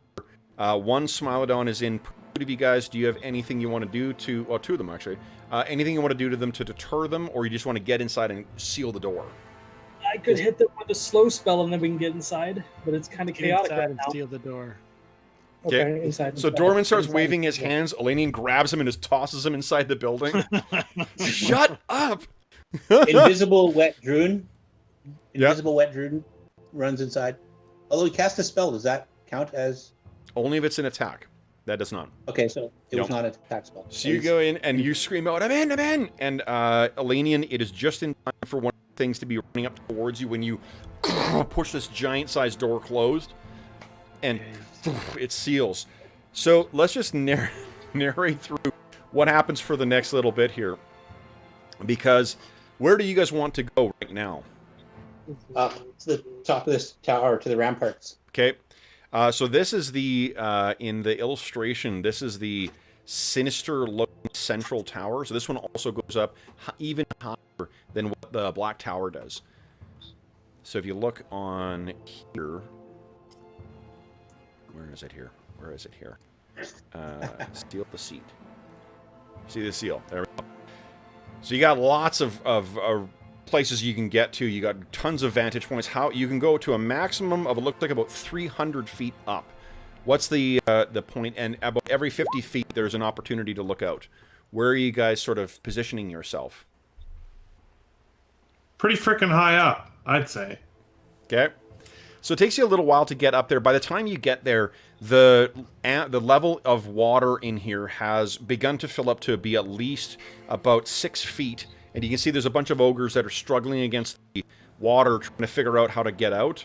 There's several of them that have misjudged where the hole is, and they've walked over and caught up in the ever-growing riptide that is going around the giant thing. So more and more ogres are being pulled down into the middle here by force of the water. The Smilodons are doing the same too. Some are scrambling, trying to get up the walls. I think there's maybe one or two Smilodons that maybe, thanks to their claws, are able to get up onto, say, the Temple of Minderhall or something else. But then they really have nowhere else to go. When all is said and done, there are no ogres that have survived.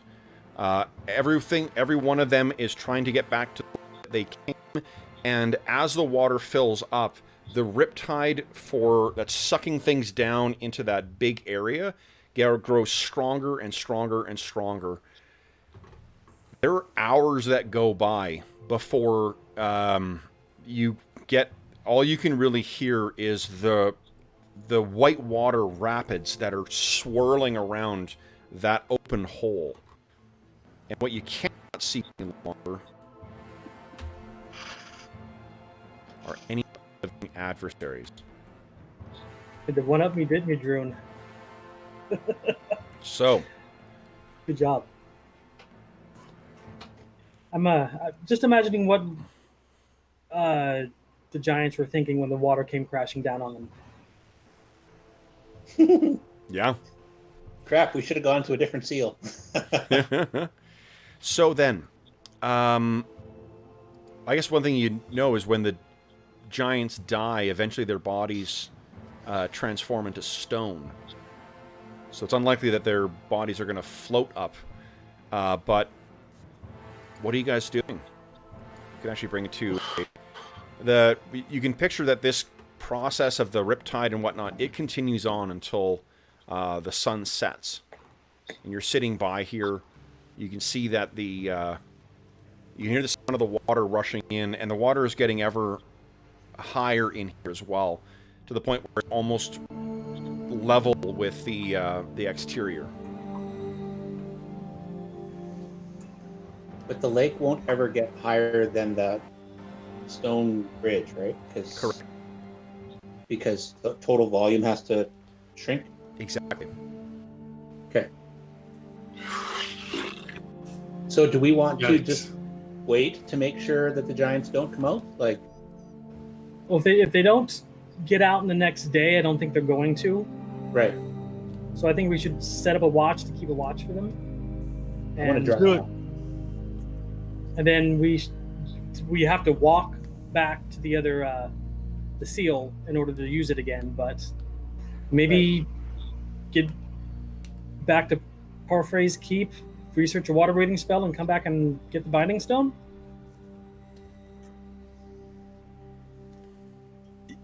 Yeah, I mean, I guess assuming that they're truly dead down there, we don't know for sure. Yeah, Elanion, Oh man, how are we even going to swim in that vortex? Yeah. We may have trapped the binding stone down in this hole. is that a bad thing? It can't be used? Yeah, but we can't use it to fix Palfrey's keep either. Maybe the stone giants will know what to do about it. The stone giants didn't say it was the binding stone that they needed for the. They just couldn't go and do the work because this was the problem. Yeah. Oh, okay. I thought they needed the binding stone. No, I think Yeah, that was just. Yeah, let's do a We have watch for a day figured and make Yeah, our way maybe out. we should camp a few days to make sure. Sorry about your son. Yeah, sorry about your son. Maybe we shouldn't mention exactly how we were, I don't know. Tell me, do you guys know anyone who doesn't need to breathe? Wraiths. Rock slide? Mm, That's true, but He's an earth elemental. He's not a living being. We just wait for Knox to show up because he's sleeping in today, and then he could summon Roxalide to go down and break off the arm that's holding onto the binding stone and bring it up for us. it's true. We know anybody else who can't. Well, that the vortex alone is going to. Anything but an earth elemental is not going to be able to get down there. Yeah. Well, maybe a water elemental. I can't summon one of those. We only had a ring of water elemental control. Kev, this game is bullshit. Where's my water elemental? Yeah, where's the? Well, What's we his had fix? it, but the guy stole it. Well, he reclaimed it. I know, I'm just teasing.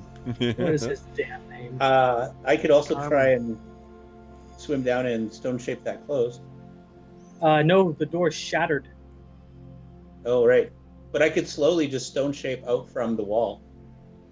Every day I could cast a little more stone shape and Once you pop that cork, man, unless you drop a huge wall 20 foot thick on the outside of it, you're not plugging that hole. well, actually I disagree. Once the pressure of the water on the inside and the outside start to balance out, then it's not a big deal. Then it'll just become a pool. Then what's the point of shutting it? well, because Eventually it's drain. it'll drain again. Yeah. Yeah, I guess. I guess once it balances out, we can just send rock slide. Oh, if we get the stone giants here and they shape it closed, we might be able to just walk down there. Yeah. Well, I could do that. You do know one stone giant who can work the binding stone. I know it's Jasker can't leave his place though, right? Sorry? Jasker can't leave his seal, right? Why can't he leave it? He had an oath. Yeah, but maybe not if he would leave it to retrieve the binding stone. Yeah, and then return.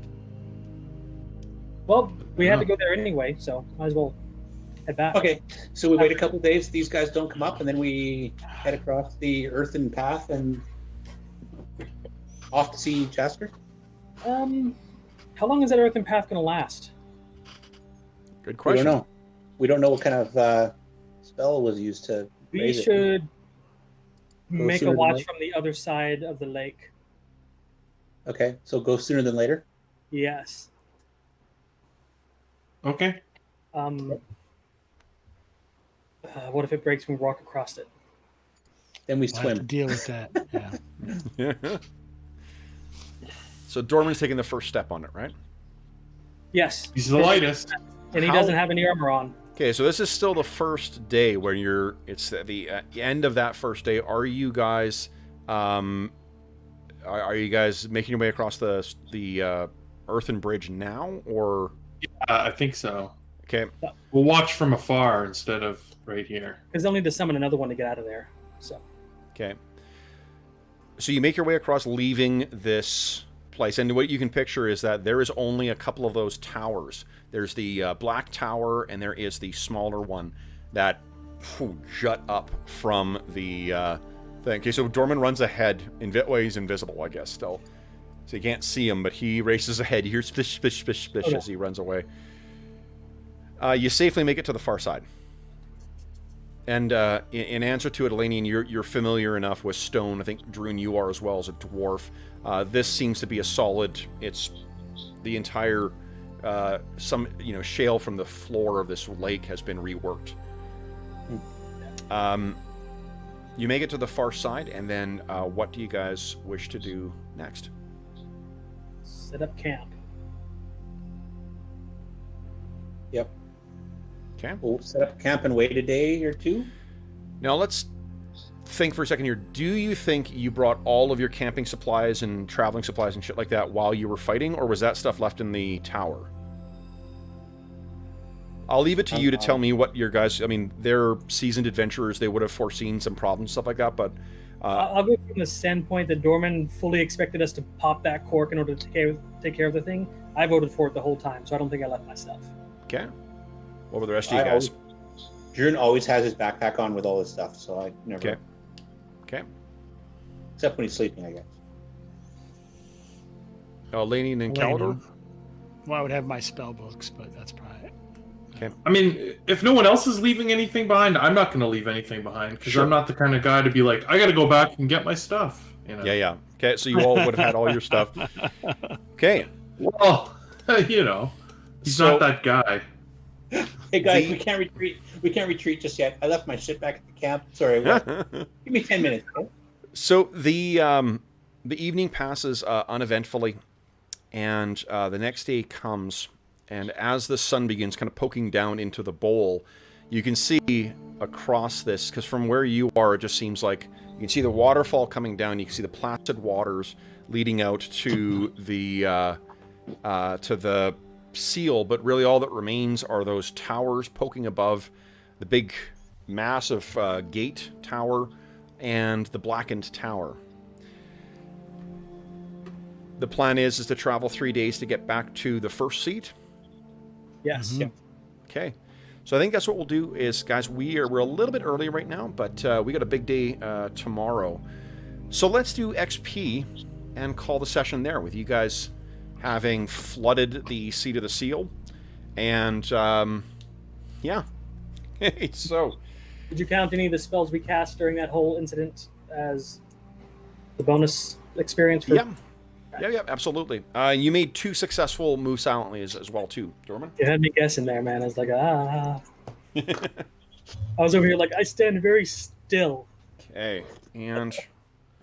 Hold up here. That save was very key. Holy crap. 53 points of damage? I was genuinely worried that you were going to die. That was some huge balls, Druin. Yeah, like I didn't go maximum damage is 20 d6 for any spells, and I was like, well, that's a little overkill for this. The force of that much water, you're not that far off. Yeah.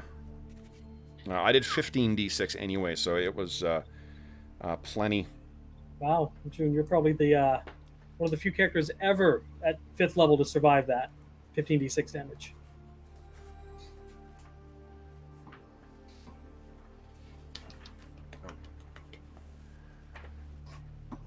Yeah, hold on here. Okay, what did I cast? Oh, I checked them off. 1, 2, 3, 4, Okay. 7. All right. Give me 2 seconds. I'm going to be right back, guys. I'm not going to do the outro with my back teeth floating, so I'll be right back. Come on. What did you guys think? Turn out good?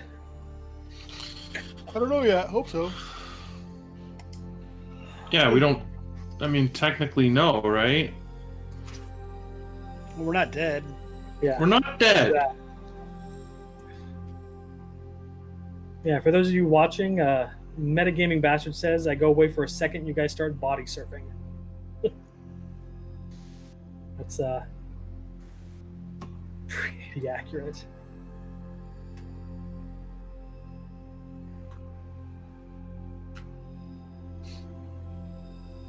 Mm-hmm.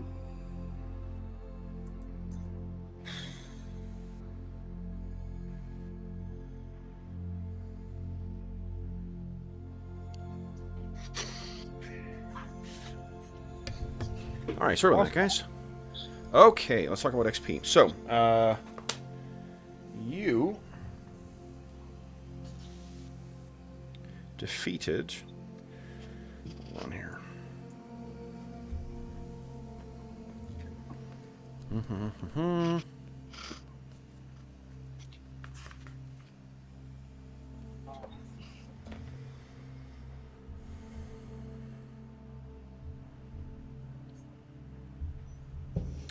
I'm going to give you credit for 28 hit dice worth of adversaries.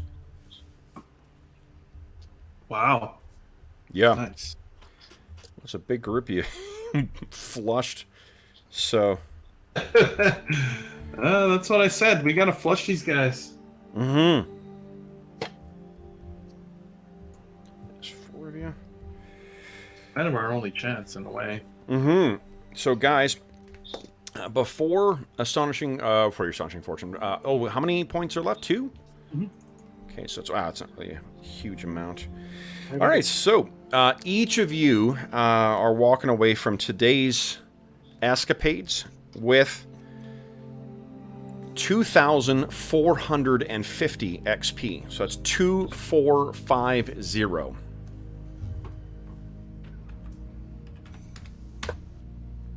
On 2.1. Okay. That's a big chunk of experience. And for those listening at home, thank you so much for joining us for session 65 of our Night Below campaign. Someone points out, I'd like you to welcome the characters are spending activity to open a water park in Greyhawk.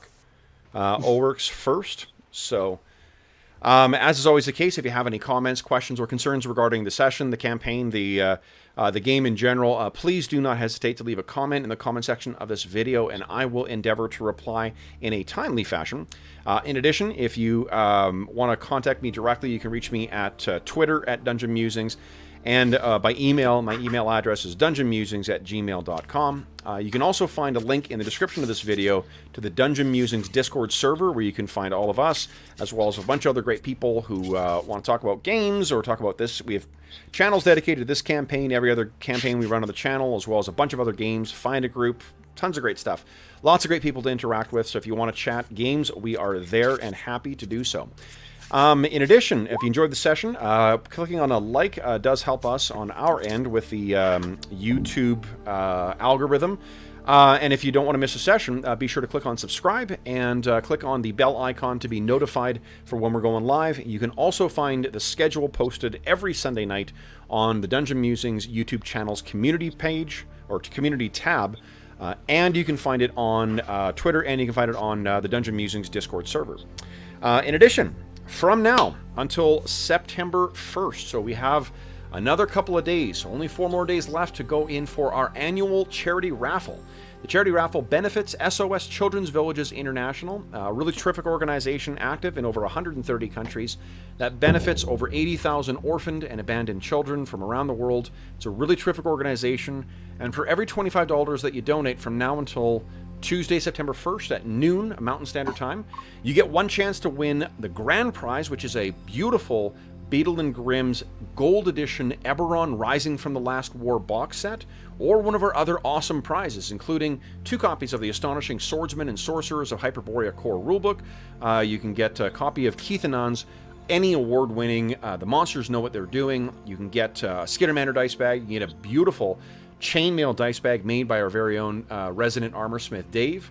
You can get copies of some awesome OSR zines made by our own Jason Hobbs. You can get some pretty cool prizes from the Dungeon Musings Redbubble shop as well too. There's a bunch of posters and a bunch of t-shirts. There's mugs, so lots of great stuff you can get. And at the time of recording, we are currently $75 off from hitting our goal for this raffle of hitting $2,000. So we're getting very, very dangerously close to raising all the money we intended. We have already blown past last year's charity raffle, so thank you so much to everyone who has donated to date. We are overwhelmed by the generosity of the Dungeon Musings community and the players. To date, we've raised just shy of $7,500 for the kids who benefit from this, so We are very, very grateful for that, and I know that SOS Children's Villages International is grateful for it as well. If you don't win the grand prize, you still, like I said, have a lot of other awesome prizes to win. And the best thing is all the money goes to help the kids who benefit from it. None of it goes to the channel. None of it goes to any other middleman. The last thing I'll say is that tomorrow we have another special charity session that our own Jason Hobbs is running. He will be running from 4 o'clock Central Standard Time, the Low Fantasy Gaming, a really cool OSR game, and in which I will be playing. So I'll be playing a character in that adventure, and then on Sunday we have our last charity session in relation to the Raffle. That will be a game run by me, where we are going to be playing another one-shot adventure set in the world of Eberron, making use of the material from the Eberron box set. So 2 more opportunities to see some cool one-shots, all of which are going to be in support of the SOS Children's Villages International charity. So the last thing I'll end with is a big thank you to my players tonight, the waste disposal hydrologists here. So Jeffrey, Dave, Hobbs, and John, thank you so much for joining me tonight. I had a blast playing. Congratulations on defeating the Stone Giants. Now just to recover. You guys have already done some hydrological re-engineering. Now it's going to be salvage operations, so I look forward to seeing what you come up with for that.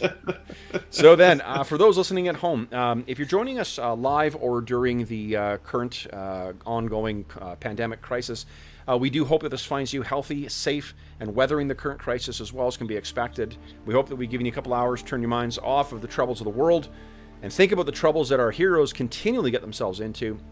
And until we see you again, happy gaming.